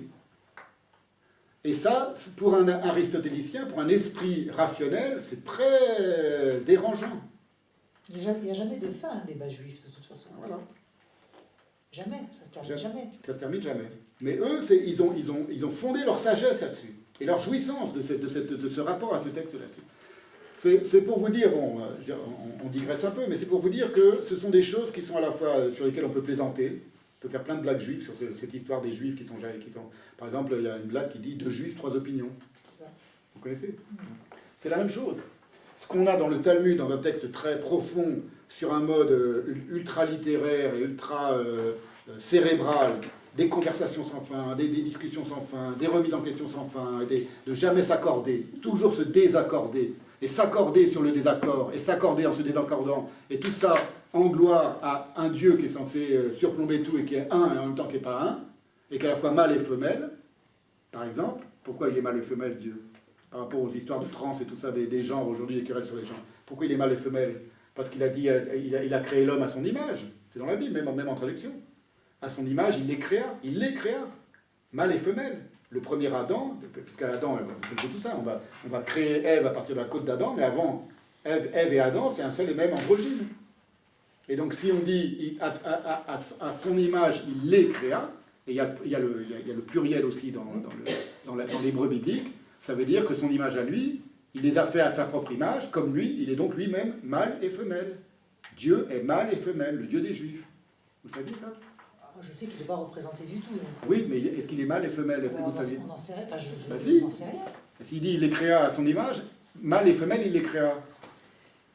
J'avoue que je n'ai pas la réponse. Hein. Eh ben, en tout cas, c'est pas le vieux papa barbu, phallocrate, et vous voyez ce que je veux dire? Oui. Vraiment. Il est mâle et femelle, et évidemment, il y a des milliers de commentaires juifs là-dessus. On ne dit pas que Dieu est mâle et femelle. On parle des, on parle des séphirotes et tout ça. C'est pour vous dire que tout doit être toujours remis en question. C'était juste une remarque. Vous opposez l'arborescence des traités talmudiques à une sécheresse rationnelle, par exemple chez Aristote. En même temps, Aristote, quand il commence, il va prendre, peut-être à ses frais, d'accord, tous ceux qui ne pensent pas comme lui. Et il entre en discussion avec eux immédiatement. Méthodiquement, c'est comme ça qu'il peut. Platon, c'est ça. Quant à Platon, les dialogues ne s'arrêtent que parce que les personnages sont fatigués et ont autre chose à faire. C'est vrai. Non, mais je ne parle pas de sécheresse du rationalisme. Le rationalisme, il a ses vertus. Là, je vous dis, je le résume comme ça, mais il ne s'agit pas de dire, par exemple, qu'Aristote ou Platon, ce ne sont pas des grandes pensées, ce sont de très grandes pensées. Mais sans le rationalisme, on n'a pas la science, par exemple. Sans le rationalisme, tout simplement, sans une croyance que les choses sont, qu'il y a une adéquation entre la manière dont on pense les choses et la réalité, une adéquation au réel, on ne peut rien établir de scientifique. Et donc on ne peut rien construire. Et donc, pour que la science occidentale ait fait de tels progrès au point d'amener aujourd'hui d'envoyer des fusées sur Mars, ou d'envoyer des fusées sur la Lune, il a fallu qu'il y ait quelque chose, un socle qui soit stable, de pensée du monde. Ce socle stable de pensée du monde, il est envisageable qu'en Occident. C'est pour ça que d'ailleurs que la science occidentale a dépassé toutes les autres. Et a ravagé toutes les autres, et a tout envahi. Mais ce socle stable de la science et de la scientificité occidentale, on ne peut pas non plus l'exonérer d'une pensée de la domination occidentale. Et de la domination sur le mode le plus classique, disons, c'est-à-dire de l'impérialisme. C'est vrai pour l'impérialisme occidental chrétien, et c'est vrai pour l'impérialisme, moi je dis occidental parce que je ne l'appelle pas oriental, parce que pour moi il a les mêmes sources d'une certaine manière, qu'est l'islam. Mais il y a aussi un impérialisme chinois ou japonais qui, lui, a d'autres sources, sans doute. Donc c'est pas juste propre de ces deux empires-là, mais ce sont des immenses empires. L'empire musulman, je parle sur 20 siècles, enfin, c'est 14 siècles pour l'islam, et sur l'empire chrétien pour le christianisme. Pourquoi c'est important? Parce que Heidegger, il est en plein empire. Le Reich, c'est l'empire. Le mot Reich veut dire l'empire. Troisième Reich, c'est l'empire. Et les symboles de cet empire, c'était les aigles romains, c'était toute une référence à l'empire, à l'impérium des Romains. Donc vous voyez, on n'est pas hors sujet. Alors, je reviens un petit peu. Ça va? Ça va. Ça vous va? Est-ce que Heidegger connaissait un peu l'hébreu? Parce que je dis ça parce qu'on a l'impression, quand il parle de la Bible, qu'il ne sait même pas que c'est écrit en hébreu. Quand il parle de l'Ancien Testament. Et donc il commence à élucubrer des choses, comme ce que je vous ai dit tout à l'heure sur les 10 commandements, sans tenir compte que quand il les cite en allemand de Luther, ou en grec de Septante, ou en latin de Saint Jérôme, c'est pas la Bible, parce que c'est une traduction. Est-ce qu'il connaissait l'hébreu? Alors figurez-vous que j'avais un très bon ami, qui était l'un des plus grands heideggeriens de France, qui est mort depuis 2-3 ans, qui était François Fédier. C'est lui qui était le directeur de la traduction des œuvres complètes de Heidegger chez Gallimard, François Fédier, qui était l'élève, disciple, disons, de Jean Beaufray, qui était, comme vous le savez, à la fois le plus grand disciple et le plus grand ami français de Heidegger. Et François Fédier, je l'ai connu, c'était il y a 20 ans, 30 ans maintenant. Pourquoi je l'ai connu? Moi, je n'étais pas du tout dans ce cercle, moi je ne suis pas philosophe, hein, je ne suis pas dans le milieu des philosophes, mais parce qu'il se trouve que j'avais fait un roman dans les années 95, et il y avait déjà des polémiques sur Heidegger, le méchant antisémite et tout ça. Je n'avais pas lu une ligne de Heidegger à l'époque, j'avais lu 2-3 citations. Et dans ce roman, j'ai décidé de donner par provocation à mon héros, qui était un double de moi-même, le nom Martin Heidegger. Et pendant tout le roman, ce roman s'appelle Les Intérêts du Temps, tout le monde lui demande, à chaque fois qu'il rencontre quelqu'un de nouveau, on lui dit « Mais Martin Heidegger, vous êtes de la famille du célèbre nazi, là ?» Il dit « Pas du tout, non, je m'appelle Martin, il y en a plein, et Heidegger, c'est un nom fait. » Et alors, il y a ceux qui aiment Heidegger, lui, mais vous êtes de la famille du fameux génie, là, du plus grand génie. Il dit pas du tout, je m'appelle Martin Heidegger. Et puis il y a ceux qui n'aiment pas Heidegger. Donc c'était une manière un peu comique, si vous voulez, à la Philippe Roth, si vous voulez, un petit peu d'utiliser le nom Martin Heidegger.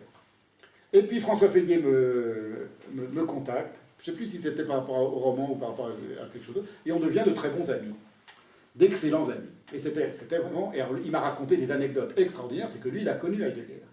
C'était le dernier en France. J'ai pas mal d'amis heideggeriens aujourd'hui, mais ils ont tous soit mon âge, soit un petit peu plus âgés, mais ils n'ont pas connu Heidegger. François Fédier, lui, il avait connu Heidegger. Il a été chez Heidegger, il a parlé avec Heidegger, et avec Beaufray, etc. Mais il a connu lui-même Heidegger. Donc il me racontait des anecdotes extraordinaires. Je l'invitais dans mon salon dans le 20e, et puis il me parlait de Heidegger comme il parlerait de son grand-père. Et c'était rigolo, quand même. C'est comme si un type vous parlait, je sais pas, de... Bon, enfin, bref, n'importe. Alors par exemple, il me racontait, il disait, il avait un chien. Il dit, et son chien, parce qu'on pense, Derrida disait que Heidegger avait été un peu injuste avec les animaux, parce qu'il y a eu des phrases célèbres sur l'animal qui est pauvre en monde, mais on pense que Heidegger, et c'est vrai d'ailleurs, ça fait partie des conneries qu'il a dites, vous voyez, il n'y a pas que sur les juifs. Sur les animaux, il y a des choses qu'il n'a pas vues. Il a dit, par exemple, cette phrase étonnante, il a dit, l'animal est pauvre en monde. Et quand...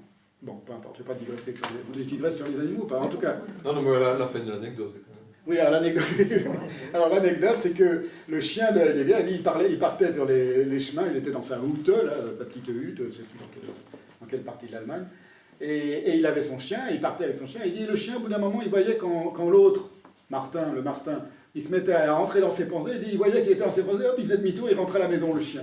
Donc il était capable de voir le moment où le Heidegger n'était plus en connexion avec lui, et il était parti dans ses pensées, et le chien, il faisait demi-tour et il repartait à la maison. C'était une des anecdotes qu'il me racontait, par exemple.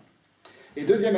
Oui, Mathéo. Oui, c'est marrant cette histoire d'animal pauvre en monde, parce que ça me fait penser encore un peu à cette méconnaissance des autres cultures qui pouvaient placer ou même Nietzsche. Même lui qui connaissait tellement bien Nietzsche, comment il a pu dire une phrase aussi bête? Évidemment, et toutes les grandes cultures, vous avez raison, les grandes cultures traditionnelles, l'animal, il n'est pas pauvre en monde. On est dans le même monde que l'animal, et l'animal est dans le même monde que nous. Et c'est quelque chose, moi, ma fille, elle a un petit chien, elle m'a imposé d'avoir un petit chien pour un chien. Moi, je suis plus chat que chien, mais bon, on a un petit chien.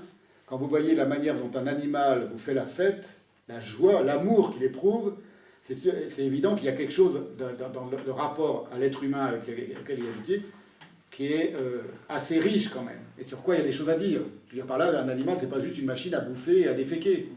Et c'est pas juste parce que vous lui donnez, c'est pas juste parce que c'est moi qui lui donne à manger que l'animal il me saute dessus de joie. Il y a dans la manière dont il vous regarde, c'est simple, hein, il suffit d'avoir un animal et de le regarder, de voir comment il vous regarde. Vous sentez que c'est pas vrai qu'il est pauvre en monde. Il n'est pas aussi riche peut-être qu'un enfant ou qu'un adulte, mais il a un monde à lui, et un monde peut-être auquel on n'a pas accès. Pas Heidegger en tout cas. Et pas Heidegger. Et Heidegger n'y avait pas accès. Alors donc, est-ce qu'il avait accès à l'hébreu? Eh bien oui, figurez-vous. C'est que François Fédier, c'est là que je vais en venir, l'anecdote de François Fédier, il m'a dit, tu sais, un jour, enfin il m'a dit un jour, c'était peu de temps avant sa mort, il m'a dit, il avait fait des études d'hébreu. Parce que je lui demandais à Fédier, j'ai dit, mais comment il a pu dire des conneries pareilles et tout, j'étais le seul qui se permettait de parler comme ça de Heidegger avec Fédier, parce que moi, il savait que j'aimais quand même beaucoup Heidegger. Donc. Et je lui dis, mais comment il a pu dire... Et je lui dis, mais quand même, il savait que c'était écrit en hébreu, la Torah. Tous les passages dans le Parménide, pas seulement les carnets noirs, dans tous les passages dans le Parménide où il parle des 10 commandements et tout ça, il évoque le décalogue et ça. Je dis, il savait bien. Le mot décalogue, c'est un mot grec. Il savait que c'était écrit en hébreu. Il me dit, mais figure-toi qu'il avait fait des études d'hébreu quand il était très jeune.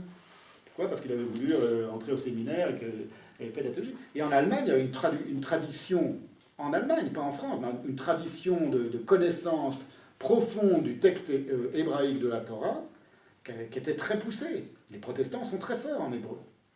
Donc il a étudié l'hébreu. Et j'ai deux amis auxquels j'aurais dû les remercier, leur rendre hommage pour écrire cette conférence qui m'ont aidé.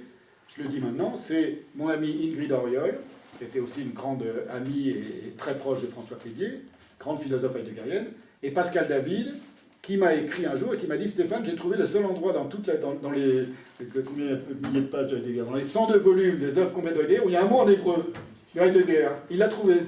C'est une petite note, c'est un cours qui n'a pas été publié. Il n'a pas mis le mot en hébreu, mais il a mis le mot translittéré en lettres latines, un mot en hébreu. Et il dit, c'est donc, ça date donc de ses études d'hébreu. Donc François avait raison, il a bien dû étudier l'hébreu quand il était très jeune. Seul et unique, ça s'appelle un apax, on appelle ça. H-A-P-A-X, c'est-à-dire quand un seul mot apparaît dans toute une œuvre. 102 gros volumes, des milliers de pages de Heidegger, il y a un mot en hébreu. Manque de peau, il a fait une erreur. Il s'est trompé sur ce mot. Alors, c'est maintenant que ma conférence commence. C'est tout ça, c'est un peu... Je blague un peu. Hein, que je crois que c'est une petite intro. Hein? C'est une petite intro. C'est une petite intro, voilà. Alors, je vous parle de son erreur sur ce mot. Ça date d'un cours non donné en 1918-1919. Pourquoi c'est important? Parce que cette erreur, c'est à la fois une erreur de débutant, c'est pas un grand connaisseur de la Bible, mais il va faire une double erreur. Et une qui est plus étonnante de la part de Heidegger. Je vous explique tout ça. Oui, parce que pourquoi je vous ai raconté l'anecdote de François Fédier, c'est pour vous dire que de ses études d'hébreu, et donc de son initiation à l'hébreu biblique, qu'on dit l'hébreu, c'est pas l'hébreu d'Israël, hein, c'est de l'État d'Israël d'aujourd'hui, c'est l'hébreu biblique, il n'en reste aucune trace dans son œuvre, ni dans son rapport aux Juifs. Aucune trace. Sauf ce petit mot en hébreu qui apparaît, c'est dans les volumes 60, les œuvres complètes.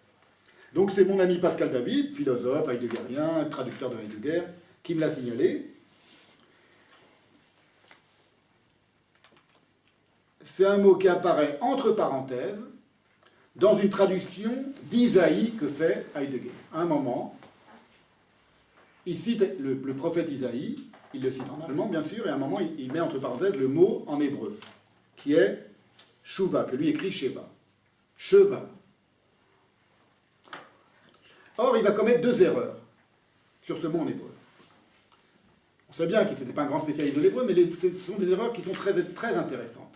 Si j'avais le temps de vous faire toute ma conférence, ce sera pour une autre fois, ça va revenir, ce qu'il y a, le contenu même d'impensé qu'il y a dans cette erreur. Peu importe. La première erreur, il fait deux erreurs, l'une qui est tellement grossière que c'est un lapsus calamique, comme on dit. Et une autre qui est une erreur de débutant, c'est-à-dire il s'est trompé sur une lettre en hébreu, c'est pas grave. Mais ça montre qu'il n'était pas allé très loin dans ses études d'hébreu. Alors qu'il avait 20 sur 20 en grec, en latin, quand il était enfant, en tout, en français, enfin, non pas en français aussi, il a fait des erreurs un peu grossières quand il a cité Pascal, peu importe. Mais là, en hébreu. Donc la première erreur, le premier type de cette erreur, si vous voulez, le lapsus, c'est qu'il dit que il dit pas que c'est dans Isaïe, il dit que c'est dans la Genèse. Enfin, dans le Pentateuque. Moses 1, en allemand. Donc déjà, il se trompe de référence. C'est pas grave. En même temps, quand vous êtes Heidegger, vous ne faites pas ça. Il ne se trompe jamais quand il s'agit de citer un verset de Platon ou d'Homère ou de Horace ou de qui que ce soit. Jamais sur les 102 volumes, vous aurez une seule erreur sur une citation en grec ou en latin. Ou de la patristique ou du Nouveau Testament. Et là, il fait une erreur, mais grosse comme lui. Si vous citez Isaïe, vous dites c'est dans Isaïe, vous ne dites pas c'est dans la Genèse. Il s'est trompé. Bon, c'est pas grave. Deuxième erreur, c'est pour vous montrer qu'il était complètement étranger à cette tradition. Il y était tellement étranger qu'il fait des bourdes qui ne sont pas dignes de lui, de quelqu'un d'aussi cultivé, d'aussi minutieux que Heidegger. Et l'autre erreur de débutant, c'est qu'il se trompe sur le mot. Il l'écrit Sheba, en allemand, avec les lettres de l'alphabet latin, alors que dans l'original hébreu, j'ai été vérifié, je ne connais pas la Bible par cœur, c'est le mot Shuva. C'est la même racine, ça veut dire la même chose. Mais il manque le ou. Shuva, Sheba.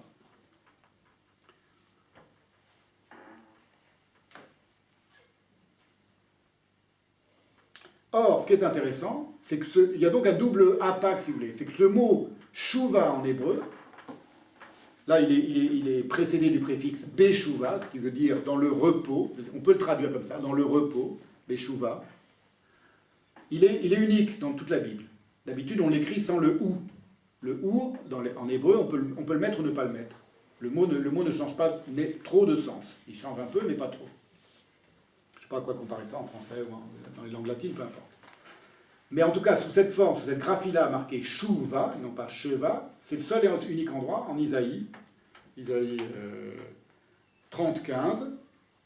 Isaïe dit, je vous le dis dans la traduction d'André Chouraki, dans la détente, au sens du repos, ça va être une notion très importante chez Heidegger, qui lui avait appelé la sérénité, Gelassenheit. Donc ce sont des choses qui vont... Pourquoi je m'arrête là-dessus? C'est que ce sont des thèmes, des thématiques qui vont être très importantes bien plus tard dans sa pensée, et que là, il les voit en hébreu, il ne les voit pas. Il se trompe, il trébuche sur l'hébreu. Mais d'une certaine manière, toute sa pensée de la sérénité, elle aurait pu se fonder sur ce verset d'Isaïe, s'il l'avait bien compris. Alors non seulement il ne le comprend pas bien, non seulement il se trompe, il se dit c'est dans un autre passage de la Bible, et en plus il ne voit pas le rapport que ça peut lui apporter à sa propre pensée. C'est un premier indice, si vous voulez, de son mauvais rapport à la chose juive. La phrase d'Isaïe, elle dit « Dans la détente et le répit, vous serez sauvés. » Donc dans la détente, Beshuva, et le répit, vous serez sauvés. Votre héroïsme sera dans le calme et l'assurance. C'est une des traductions possibles. Et le mot qu'il utilise, il veut dire quelque chose alors ou pas? Le mot qu'utilise qui? Heidegger, il dit Sheva au lieu de Shuva. Oui, il met entre parenthèses le mot Sheva, mais lui il a utilisé en allemand le mot... où est-ce que je laisse en allemand? Ruhe, je crois, le mot tranquillité. Attendez, où est-ce que c'est? Bei ruhigem Warten. Oui, bei ruhigem Warten. Il emploie l'expression en allemand qui veut dire dans le repos et la tranquillité. Et entre parenthèses, il met le mot Sheva pour dire que dans l'hébreu de la Bible, c'est le mot Sheva. En tout cas, ce qui est intéressant, c'est le seul endroit de toute son œuvre où il utilise un mot en hébreu. Oui, la question était... est-ce que Sheva, est-ce que ça signifie quelque chose? Ça signifie l'erreur. Avec l'erreur, écrit comme ça. Oui, ça voilà. Oui, c'est-à-dire que oui, on peut l'écrire aussi comme ça. Ce que je vous ai dit tout à l'heure, tout a toujours un autre sens. Donc en hébreu, on peut écrire les mots de... On n'est pas avec une maniaquerie d'orthographe absolue. Donc un mot peut avoir plusieurs orthographes, c'est pas grave. Ce que je veux dire par là, c'est que son erreur, c'est que dans ce verset-là, elle est écrite sous cette forme-là, et c'est unique dans toute la Bible. Et donc si c'est unique dans toute la Bible, ça a un sens, que ce soit unique, que ce soit écrit sous cette forme-là. Et ce qui est marrant aussi, c'est que il est écrit un seul mot en hébreu, oui. Donc c'est un apax, c'est ça? Un apax. Et dans son œuvre, lui, aussi un apax dans le... C'est un double apax, exactement. C'est un double apax. Sous cette orthographe-là, mais lui il se trompe, donc il met sous une orthographe beaucoup plus commune dans la Bible, c'est un apax dans la Bible, et c'est un apax dans l'œuvre de Heidegger. C'est un double apax.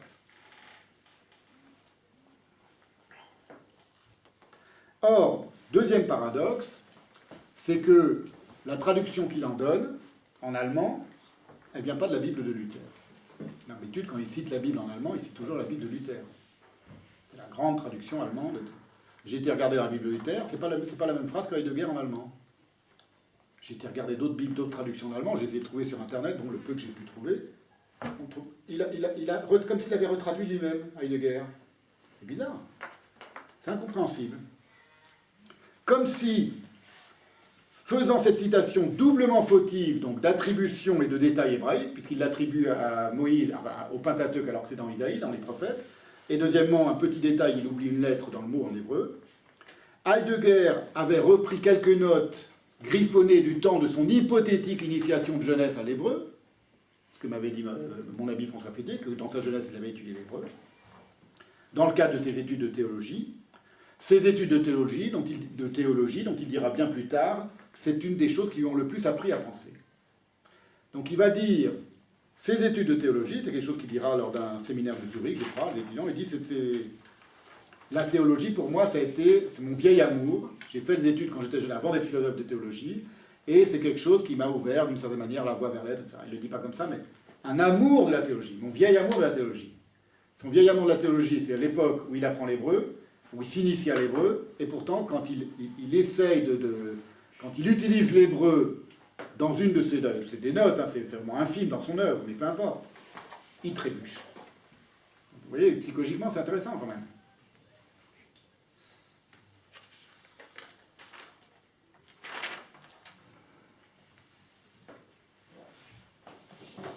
Et à un autre moment, et ben c'est justement d'un entretien de la parole. Je cherchais le titre de son dialogue avec le japonais. Ça s'appelle d'un entretien de la parole. Il reviendra sur sa jeunesse et ses études théologiques à Heidegger et il dira... Qui je crois, il n'a pas été retranscrit dans l'acheminement vers la parole. Exactement. C'est un des textes d'acheminement vers la parole. Oui. Il y a beaucoup de questions du cinéma d'ailleurs, de Rashomon, c'est passionnant comme dialogue. Et il écrit à un moment, la notion d'herméneutique, il met herméneutique entre guillemets, m'était familière depuis mes études de théologie. À cette époque, c'est Heidegger qui raconte ça, j'étais tenu en haleine, surtout par la question du rapport entre la lettre des Écritures saintes, quand on dit la lettre des Écritures saintes, c'est-à-dire le texte mot à mot, hein, la lettre des Écritures saintes, et la pensée spéculative de la théologie. Donc il est en train de dire, c'est à Zurich, je crois que c'est... Non, c'est pas Zurich, pardon, c'est pas dans son séminaire Zurich, c'est bien plus tard, dans les années 50, que quand il était jeune, il a étudié la théologie, et que ça le passionnait parce qu'il y voyait un rapport entre la lettre des Écritures saintes, il ne dit pas la parole du Christ, la lettre des Écritures saintes, c'est-à-dire au minimum Ancien Testament et Nouveau Testament, à la lettre, dans le texte, et la pensée spéculative de la théologie, dit-il. C'était, continue-t-il, si vous voulez, le même rapport, à savoir le rapport entre parole et être, que je vais étudier en devenant le grand philosophe Heidegger que je suis devenu. C'était le même rapport. Déjà, je le voyais, je le comprenais dans la théologie, mais voilé et inaccessible pour moi.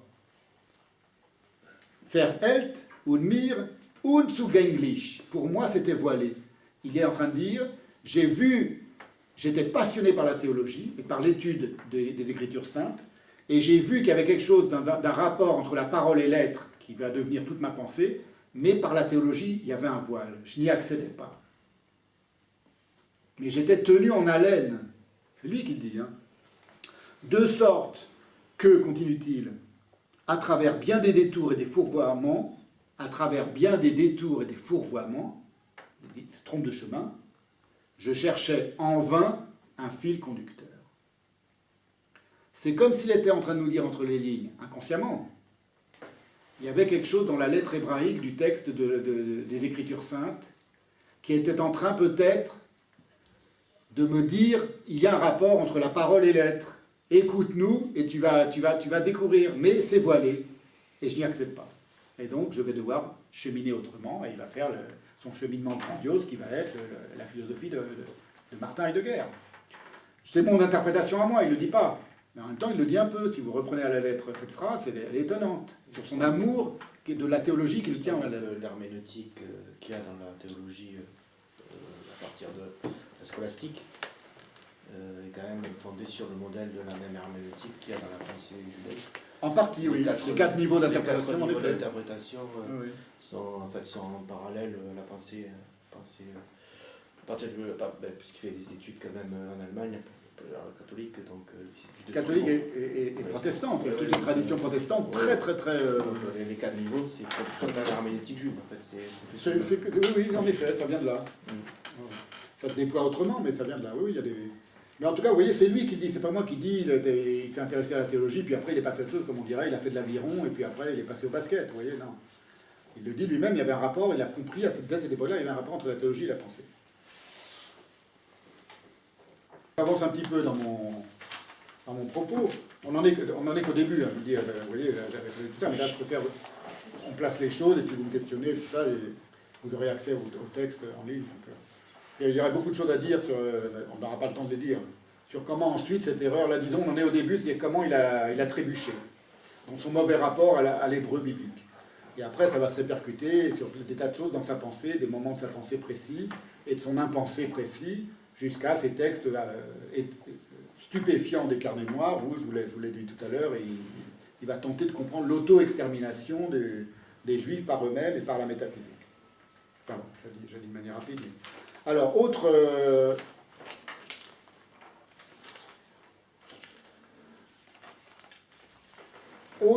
moment d'égarement sur la pensée juive de Heidegger. Il y en a plusieurs. Hein. Il y a le fait qu'à un certain moment, il dit, je vous le résume un peu, hein, il parle de la philosophie religieuse juive, donc que nous on appelle que moi j'appelle la pensée juive. Pourquoi j'appelle ça la pensée juive et que je ne dis pas la philosophie juive? Parce qu'il y a aussi des gens qui parlent de philosophie juive. Il y a eu des philosophes juifs en effet. C'est pas la majorité des philosophes qui se réclamaient de la philosophie. Spinoza par exemple. Maïmonide se réclamait d'Aristote, mais c'est pas du tout la majorité. C'est les plus connus, Maïmonide étant le plus connu. C'est un philosophe, il est considéré comme un philosophe occidental, parce qu'il était aristotélicien aussi. Mais dans l'ensemble de ce monceau de textes, de cet Himalaya de textes et d'interprétations dont je vous parlais tout à l'heure, c'est infime. La philosophie grecque, le platonisme, l'aristotélisme, n'a pas eu une influence très grande sur la pensée juive. La pensée juive, elle n'est pas anti-aristotélicienne, elle n'est pas anti-platonicienne, elle est autre. Et il y a précisément parce que, comme je vous le disais tout à l'heure, tout a toujours un autre sens, et que ce n'est pas une pensée dogmatique, il n'est pas interdit non plus d'être aristotélicien quand on est un grand rabbin et un grand penseur comme Maïmonide. Ce n'est pas interdit, ce n'est pas de l'ordre du tabou, c'est pas jamais tu regarderas un texte grec. C'est pas cachère. Non, c'est que ce n'est pas leur mode de pensée. C'est pas la manière dont les juifs sont dans leur rapport à leur texte. Mais c'est pas que c'est inintéressant. On peut le lire, on peut même l'utiliser, comme a fait Maïmonide. Mais Maïmonide, il est très minoritaire. Maïmonide et quelques autres. Il est très minoritaire dans l'ensemble de la tradition de commentateurs et de grands rabbins commentateurs de la pensée juive. Et pourtant, c'est le plus connu, vous me direz. Comment ça se fait? Ouais, c'est tout simple à comprendre. C'est que c'est celui qu'en Occident, on a mis en épingle précisément parce qu'on comprenait ce qu'il disait, puisqu'il parlait d'Aristote. Vous voyez ce que je veux dire? Il y a un rapport tout à fait cohérent du fait que le Maïmonide soit le rabbin le plus connu du monde, au point que Leibniz s'est dit, Maïmonide c'est le premier rabbin qui a cessé de dire des âneries. Enfin, un rabbin qui nous parle d'Aristote, qui parle dans le langue. Leibniz, c'est la phrase de Leibniz, il est le premier parmi les rabbins qui a cessé de dire des sottises. Il y avait une référence légitime aux yeux des Occidentaux. Exactement, aux yeux de tous les philosophes et tous les penseurs occidentaux. Enfin, un des nôtres, un juif qui est comme nous. Sauf qu'il n'est pas comme les autres juifs. C'est une référence à l'islam aussi. Et pour certains musulmans, c'est une grande référence. Et bien sûr. Au niveau de la pensée, ce qu'on appelle le soufisme, pas vraiment le soufisme, mais dans tout un milieu islamique. Tout à fait. Lié à la Kabbala, en fait. À la Kabbala. Le Maïmonide est très très important. Oui, tout à fait. Oui, on a voulu l'inclure dans El-Andalus. On a dit que c'était le médecin de Saladin aussi. Donc vous voyez, c'est... Pourquoi je disais ça par rapport à la... Et donc, lui, Heidegger, va prendre un autre grand nom, juif, et pour lui, il va dire, c'est ça la pensée juive. C'est Philon d'Alexandrie. Et il va en dire du mal. Philon d'Alexandrie, c'est un philosophe, penseur juif grec, hellénistique, comme on dit, qui ne connaissait pas un mot d'hébreu. On est quasiment sûr qu'il ne connaissait pas d'hébreu. Il est né, il a vécu dans une partie de la communauté juive d'Alexandrie, donc. Égypte hellénistique, où il n'y avait quasiment pas de yeshiva, de maison d'études. Contrairement à d'autres endroits du monde où il y avait une profusion d'herméneutique et d'exégèse juive en permanence, avec des grands rabbins. Là, non. On pense même que les sermons étaient en grec. Et il était ultra-aristotélicien et ultra-platonicien, et il a tout interprété à l'aune et à la lumière de la pensée aristotélicienne. Et pour Heidegger, c'est lui le premier penseur juif. Donc il oublie que le texte de la Bible il est en hébreu, il oublie que la Bible elle est écrite en hébreu, il oublie, il ne le sait pas, qu'il y a une tradition d'interprétation, d'exégèse, de théologie, le mot théologie c'est pas juif, mais peu importe, de réflexion sur le Dieu, sur le divin, sur le monde, etc., en hébreu qui se déploie des siècles avant Philon d'Alexandrie, avant Maïmonide, avant tous les autres, qui ne doit rien à la pensée grecque. Et pour lui, le premier penseur juif, qui est responsable de tout ce que va devenir le judaïsme, c'est un platonicien, un aristotélicien. Donc même ça, même là-dessus, il est nul, si vous voulez. Même là-dessus, il se trompe.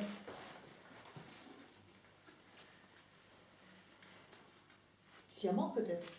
Non, il n'y connaissait rien. Sciemment, non, il ne s'est pas dit je vais faire croire que le judaïsme, l'origine du judaïsme, l'origine intellectuelle du judaïsme c'est Philon d'Alexandrie pour leur montrer à quel point ces juifs sont libres. Il ne connaissait rien, ça veut dire qu'il n'a pas creusé en fait.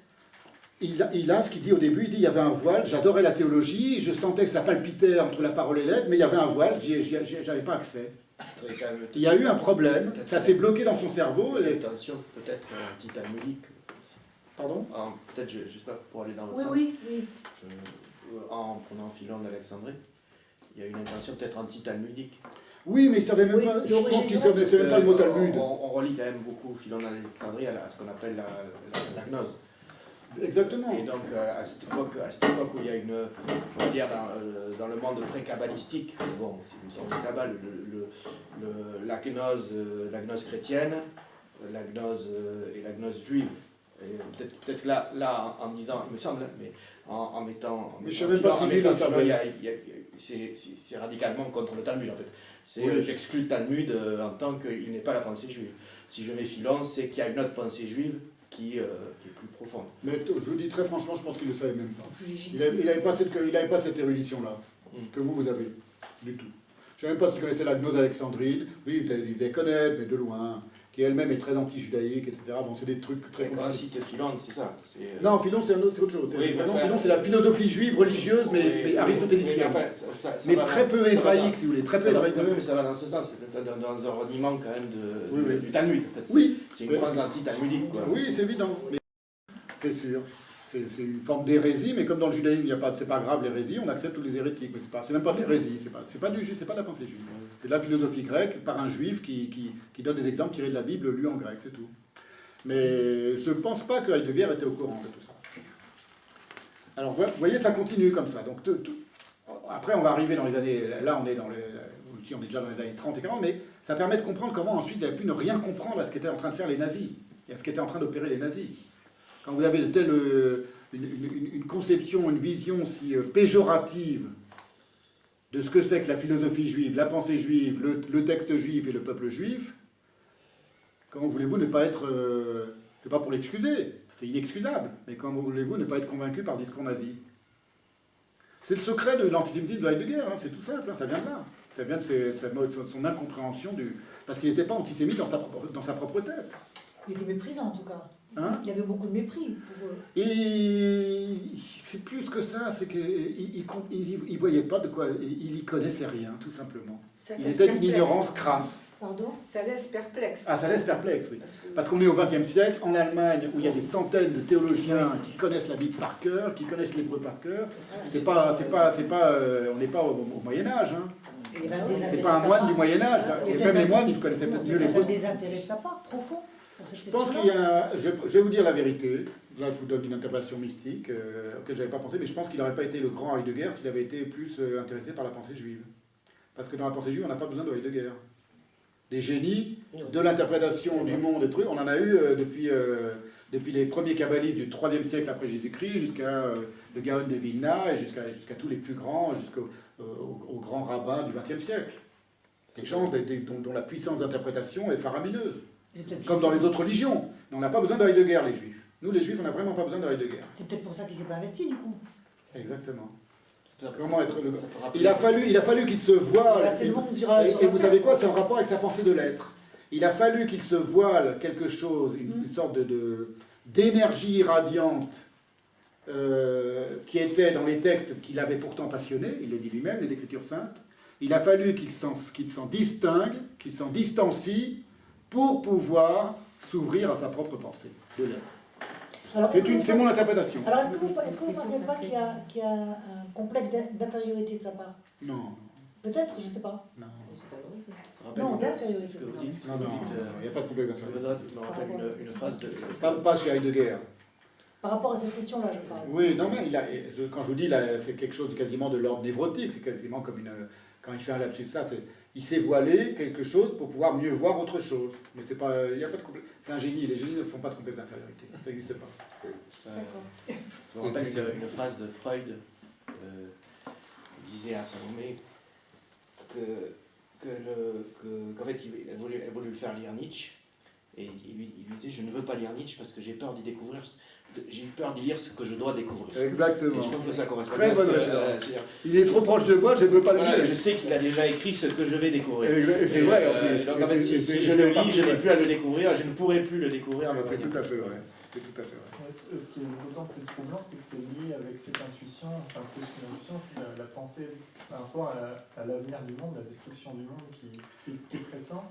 Et je me souviens d'une conversation qu'on a eue la dernière fois qu'on s'est vu, on parlait, une fois qu'on a cette intuition, le courage de se mettre en activité par rapport à ça, ou la conscience de cette destruction en cours, le courage à mettre en œuvre, et vous me parliez du désir à la place. Et il m'a dit, il me semble que j'ai plus de désir. C'est vrai que j'ai repensé, c'est vrai. Pour moi aussi, maintenant, il me semble que c'est du désir. Et quel est le désir profond d'Heidegger aussi par rapport à ça? Et est-ce qu'il n'y a pas un lien avec ça, avec cette omission, le fait qu'il ne se soit pas intéressé à ça, au monde juif? Il a été très amoureux d'une juive quand même, c'est pas rien. Hein. Parce que pour un nazi et un antisémite, quand je dis ça c'est un peu ironique, tout Allemand ne serait pas tombé amoureux, tout Allemand non juif ne serait pas tombé amoureux de Heidegger. C'était un grand amour Heidegger. Donc le désir, il l'a peut-être placé dans sa relation à Hannah Arendt. Peut-être, je sais pas. La relation à Husserl qui est importante.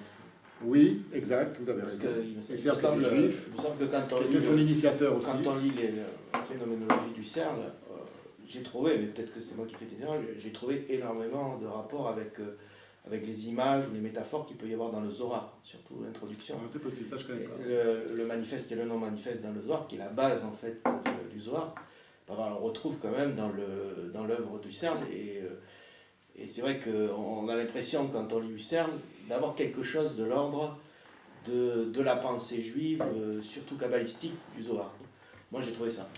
Et je pense qu'avec Hannah Arendt, mais avec Husserl, c'est quand même intéressant parce que là, il y a peut-être un apport de la pensée juive avec Husserl, j'en sais rien, qui est voilé aussi par lui, mais dans une autre relation, la relation au père. Alors oui. Juif converti, ça. Oui, c'est converti, oui. Oui, mais il était beaucoup, comme Marx à l'époque. Mais oui, c'est vrai. Mais ils se sont séparés avec Hannah Arendt, mais elle ne l'a jamais rejeté vraiment.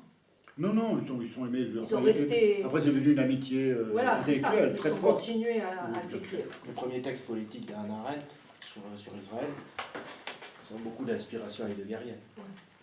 Oui. Ce que dit Heidegger par rapport à terre, sang, etc., c'est repris par Hannah Arendt à cette époque-là.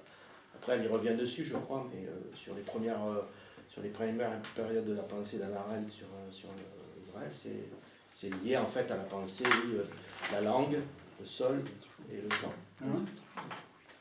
Pardon? Oui, on a répondu, c'est bon. Une précision juste, parce que si on tient les 10 minutes qui nous restent, cette idée quand même que tu travailles, tu as consacré 10 heures à l'expliquer. C'est-à-dire pourquoi, il y a peut-être pas les 10 heures, mais il y a bien il y a plusieurs heures que tu consacres en détail à expliquer comment la pensée de Heidegger à la fois passe à côté et en même temps donc refuse peut-être ce pan un peu qu'est la pensée juive. Tu l'expliques notamment quelque chose moi qui m'a fasciné, mais je ne sais pas, peut-être je devrais attendre les 10 minutes Mais c'est la question que tu dis, dans la traduction, il y a une traduction qui va devenir le chez nous, qui est le mot objet. Oui. La question du Gegenstand, et qui va, tu dis, chez Luther, il y a un terme allemand bien particulier, et là tu fais tout un développement dans ton séminaire qui est fascinant. Et je ne sais pas si on aura le temps de le montrer, parce que là c'est un peu technique, mais là on rentre quand même dans une forme d'explication du... Ça ne dit pas tout le pourquoi Heidegger aurait refusé, mais c'est quand même... Eh ben, d'accord, on termine par ça alors. Je vais essayer de vous le résumer. Rien imposé. Non, mais quand même, tu as raison, c'est passionnant. Mais c'est technique, mais là on creuse la chose. Alors, immodestement, je dois le dire, je crois que c'est moi qui ai fait cette découverte-là.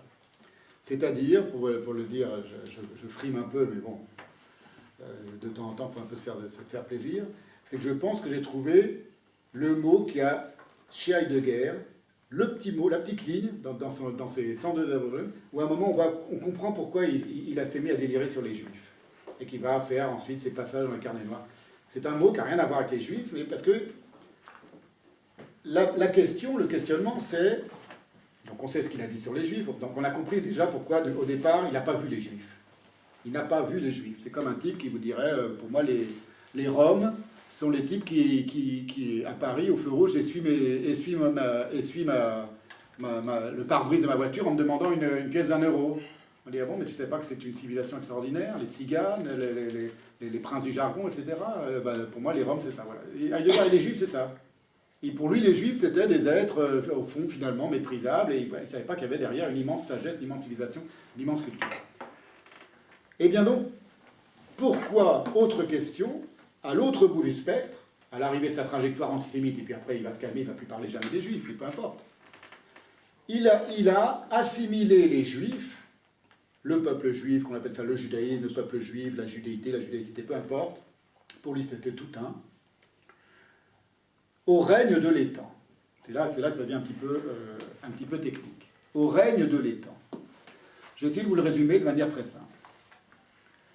Pour Heidegger, il y a une différence entre tout ce qui est une table, un être humain, un objet, une parole, un discours, c'est là, et l'être lui-même. Vraiment, je schématise très, très fortement, mais j'essaie de ne pas dire de conneries.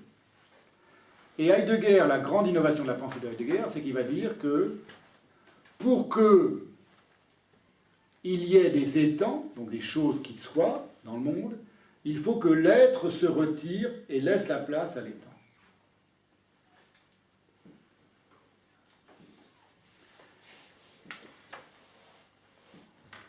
Si vous voulez, pour essayer de le comprendre, c'est une pensée compliquée. Hein. Il y a des milliers de pages de Heidegger là-dessus. La différence entre l'être et l'étang. Et c'est la grande trouvaille de Heidegger, c'est la grande pensée de Heidegger. C'est pas que l'être donne naissance aux étangs. C'est plus compliqué que ça. C'est que l'être se retire et se dissimule, et en se dissimulant, il laisse advenir, par exemple, la nature, le monde naturel. Il y a un moyen d'essayer de le comprendre, c'est si on pense au rapport entre le soleil et l'ombre. Et il y a une phrase extraordinaire de Heidegger, que j'aime beaucoup, je ne me souviens plus d'où elle est, mais je l'ai apprise par cœur tellement elle me plaît. Il dit, à propos de l'ombre, je crois que c'est dans les... Non, c'est pas dans les traitants, je ne me souviens plus. L'ombre est le témoignage aussi patent. Imaginez un arbre, un soleil, un plein été, vous êtes à l'ombre de l'arbre et vous voyez l'ombre des feuilles, ou l'ombre de votre corps sur le sol. L'ombre est le témoignage aussi patent qu'impénétrable du radieux en son retrait. Du radieux en son retrait. Le radieux, c'est le soleil, oui, la lumière du soleil.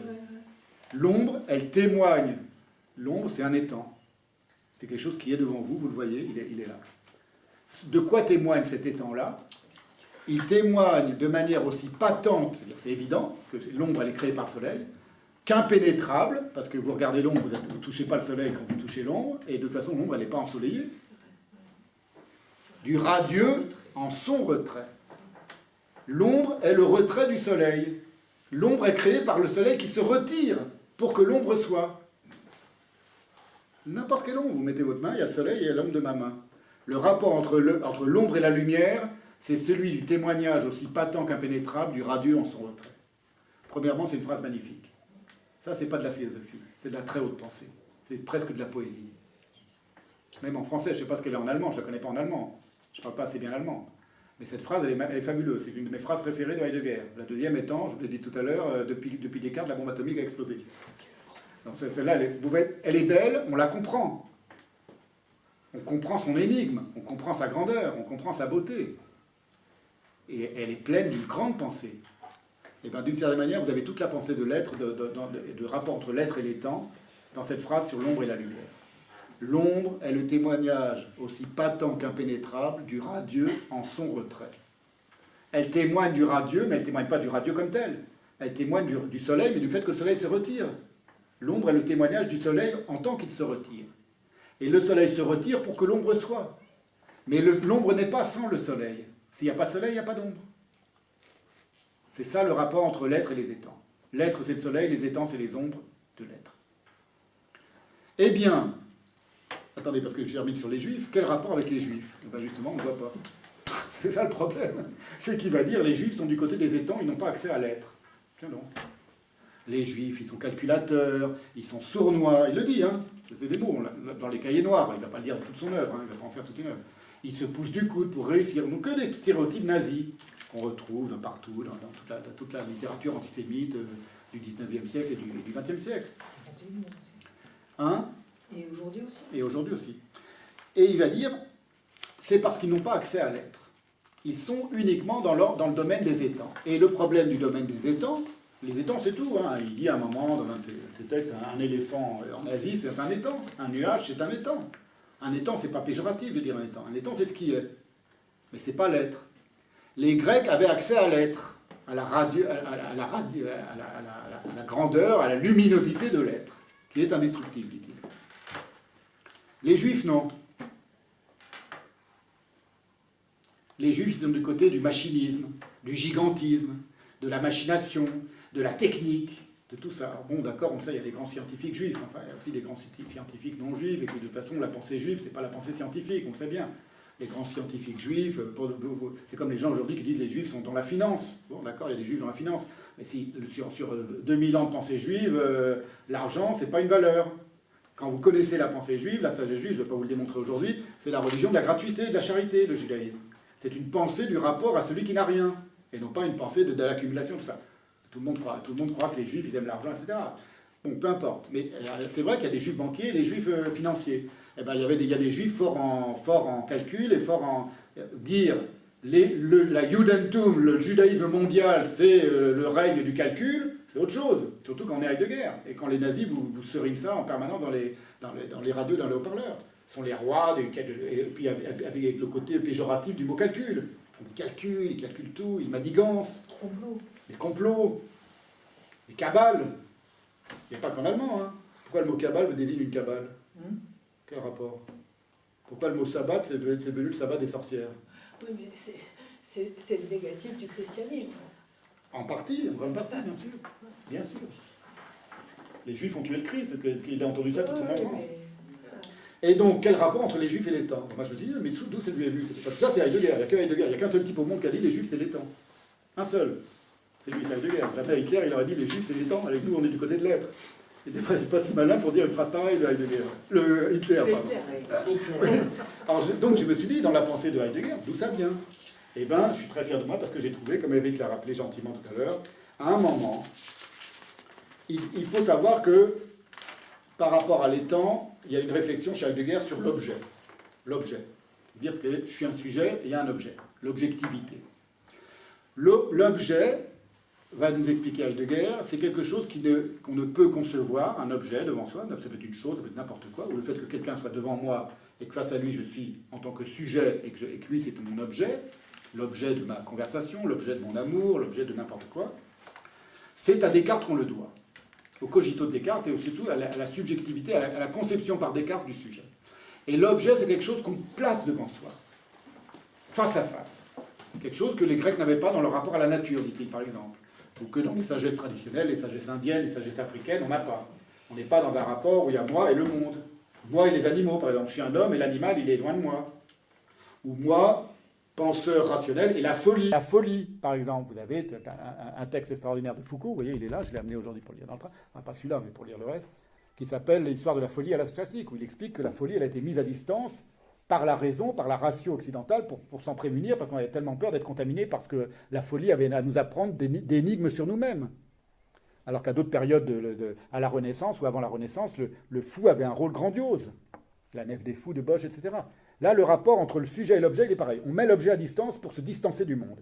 Et en mettant l'objet à distance, d'où la phrase, qui va être une des phrases emblématiques de cette conférence, la bombe atomique a explosé depuis Descartes, en mettant l'objet à distance, du coup, je peux devenir comme maître et possesseur de la nature, phrase de Descartes. Je peux l'accaparer. Je peux le saisir comme objet. Donc du coup, la science peut exister, la science moderne peut exister, parce que je place l'objet face à moi. Or, le mot qui désigne le mot objet, je schématise, je résume, hein. Dans la pensée de Heidegger, on en revient aux Juifs, c'est un tout petit mot qui s'appelle le Gegenstand. C'est un des mots pour désigner l'objet. Gegenstand, il se tient face à moi, contre moi, en face à face. Sujet, objet. Le Gegenstand, quel rapport entre l'objet et les Juifs? Objet étant, Gegenstand, Descartes, bombe atomique, c'est un seul et même monde. Je vous le résume vraiment très vite. Les Juifs, c'est quel rapport entre les Juifs et tout ça? Aucun. Il a dit Descartes. Descartes n'était pas juif, que je sache. Si Descartes avait été juif, là, à la rigueur. Si Descartes avait été un très grand rabbin talmudiste, à la rigueur, on aurait pu dire les Juifs ont certaine responsabilité dans la dévastation du monde, dans la manière dont on se pose, nous les Occidentaux, en face à face au monde, et du coup, on devient maître et possesseur de la nature. Il n'y a pas ça dans la Bible. Il y a des phrases qu'on pourrait interpréter comme ça, mais non. Parce que tout est repris dans un rapport de domination du monde. Donc c'est vrai que Dieu, à un moment, dit à Adam et Ève, je fais une digression, tu domineras sur les animaux, etc., mais il demande aussi d'abord à Adam de nommer les animaux. Donc tout repasse par le moulin de la parole dans le judaïsme. C'est un rapport au monde complètement différent du cartésianisme. Et donc j'ai trouvé une petite note, ou à un moment, une note d'érudition, de pure érudition de Heidegger, il faut que je la retrouve maintenant, où il explique d'où vient l'étymologie du mot objet en allemand. C'est bien avant qu'ils se mettent à déblatérer contre les Juifs. Et je terminerai après là-dessus. Donc c'est la conclusion. Il faut juste que je retrouve. Hop. Vous voyez, j'avais prévu une longue conférence. Hein. Elle commence après la conférence. Hein. Là, je termine seulement mon introduction. Hein. Vous avez compris. Bon, on s'est bien marré pendant l'introduction quand même. Hein. Attendez, je retrouve juste ça et je termine. Voilà. En 1941, c'est l'époque où il a commencé à avoir des... Dans son cours sur Nietzsche, il note, à propos des deux termes, qui sont des synonymes pour dire le mot objet en allemand, Gegenstand et Gegenwurf, qui rendent tous les deux le latin objectum, donc l'objet. L'acception que Luther donne du premier. Donc il dit, voilà ce que comment Luther... Donc il examine tout, c'est pour ça que je dis c'est incompréhensible qu'il ait fait des erreurs de débutant sur les mots. Quand il prend un mot, Heidegger, il vous le décortique, c'est comme un artichaut, c'est fabuleux. C'est ça la grandeur de Heidegger, c'est pour ça que tout le monde aime tellement Heidegger, et que beaucoup de juifs aiment Heidegger. Il va prendre un mot en grec, il va prendre un mot en allemand, et puis il va faire l'étymologie, et c'est sur des pages, aucun autre philosophe fait ça. Et c'est passionnant, c'est prenant, c'est captivant. Alors là, il le fait sur le mot objet. Il n'y a pas de juif, on est d'accord, hein. Et voilà, je vous cite. Le mot allemand, Gegenstand, donc un allemand, il dit tout ça en allemand, moi je vous le dis, donc le mot objet, Gegenstand, énonce depuis le XVe siècle, 2 points. Il dit voilà à quoi ça fait référence. La résistance, quelque chose qui résiste à autre chose. Faut comprendre, déjà, il faut savoir que ça va permettre de penser la destruction. Si vous pensez le monde, disons le monde, pour dire un mot, comme quelque chose qui vous résiste, s'il vous résiste, il est déjà en opposition face à vous. Pour un Indien, pour un Navarro, le monde ne lui résiste pas. La pluie ne lui résiste pas que je vais inventer un parapluie parce que la pluie, ça mouille. Vous voyez ce que je veux dire? C'est toute une vision du monde qui se met en place. Une vision agressive. Si ça me résiste, je vais lui faire passer l'envie de me résister. Et ça donne quoi? Ça donne le monde contemporain. Où la nature, on lui a fait passer l'envie de... Il y a un passage, hein, d'ailleurs je ne me souviens plus, à un moment, il explique quasiment qu'on va faire passer à la nature, au monde, l'envie de faire son malin, ou faire sa maligne. La beauté d'un coucher de soleil, tout ça. Alors aujourd'hui, en ce moment, il paraît qu'à Dubaï, ils vont ensemencer les nuages pour faire pleuvoir. Résultat, ils font une inondation. Vous voyez, on est déjà dans quelque chose comme ça. Bon, aucun rapport avec les Juifs, on est d'accord pour l'instant. Alors il continue. La petite notule étymologique de Heidegger. Pour Luther, donc la résistance. Pour Luther, Gegenstand signifie, donc ça c'est avant Luther. Et pour Luther, Gegenstand signifie l'état opposé. L'état, entre guillemets, stand, ce qui tient devant vous, ce qui est en stase devant vous, opposé à vous. L'état opposé. Deuxième notule étymologique, l'état des Juifs et l'état des chrétiens, chez Luther, qui était très antisémite. Il faut le savoir, je ne développe pas. 2 points, c'est Heidegger qui parle, il se fait une petite notule pour lui-même. Embrasser l'état opposé, den Gegenstand annehmen, se convertir. Je suis juif, je deviens protestant. J'embrasse l'état opposé. C'est Luther qui explique ça. C'est Luther qui dit dans le mot Gegenstand, objet, on a la conversion des Juifs. Ils embrassent l'état opposé. Depuis le XVIIIe siècle, continue-t-il, le mot Gegenstand, c'est Heidegger, maintenant qu'il continue sa petite notice étymologique, vaut pour la traduction d'objectum. Donc là, le Heideggerien normal, que je ne suis pas, il continue, et puis après il va faire 500 pages sur l'importance de Luther dans la pensée de Heidegger. Puis hop, il n'a pas vu passer au passage ce qui vient de se passer. Vous l'avez entendu, ce qui vient de se passer. Objet, ce qui est en opposition à moi, c'est comme les Juifs en opposition aux chrétiens, dit Luther. Puis hop, après il passe à autre chose. Et 1, 2, 3 ans plus tard, il va dire le monde des objets qui dévore tout et qui s'auto-extermine, c'est les Juifs. Et c'est incompréhensible si on n'a pas cette petite ligne, ces 5 mots. L'état des Juifs et l'état des chrétiens, dans une notule sur Luther de 1940. C'est moi qui l'ai trouvé. C'est pour ça que je suis tellement content. Je continue, je termine la citation d'Heidegger. Depuis le XVIIIe siècle, le mot Gegenstand vaut pour la traduction d'objectum, continue Heidegger, suscitant une controverse quant à savoir s'il convient de dire Gegenwurf, en allemand, contre-jet, objet, ou Gegenstand, contre-état, obstant. Fin de la citation de Heidegger. Et voilà ce que je disais dans la conférence que j'avais prévu de vous faire, que je vais vous faire seulement, que j'ai commencé seulement maintenant. L'état des Juifs et l'état des chrétiens, 2 points, embrasser l'état opposé, den Gegenstand annehmen. Voici, fin de la citation d'Heidegger, voici une minuscule notule, une demi-ligne dans l'immense ensemble de l'œuvre de Heidegger, qui renvoie à l'étincelle allumée par Luther dans son génial inconscient pensif, à Heidegger. C'est une petite étincelle allumée par Luther, qui était très antisémite. Quand Luther dit l'état des Juifs et l'état opposé à l'état des chrétiens, il ne veut pas dire les Juifs et les chrétiens, nous sommes tous égaux. Il était délirant, Luther, sur les Juifs. Vous le savez, il y a toute une série de textes de Luther qui étaient dignes de Céline. Et les nazis étaient évidemment très influencés par Luther. Étincelle, donc, allumée par cette petite note de Luther, dans l'inconscient pensif génial de Heidegger, mais quand même inconscient, à laquelle l'ensorcellement nazi apportera son combustible. À chaque fois qu'un mot juif, entre guillemets, surgira sous la plume de Heidegger durant la période du pire pêle-mêle mondial de tous les antagonismes, tous les états opposés. C'est une référence à un autre passage de Heidegger où il dit aujourd'hui tout le monde est ennemi de tout le monde s'oppose à tout le monde, mais en réalité c'est une seule et même chaudron de sorcière. Voilà, je vous remercie de votre patience et de votre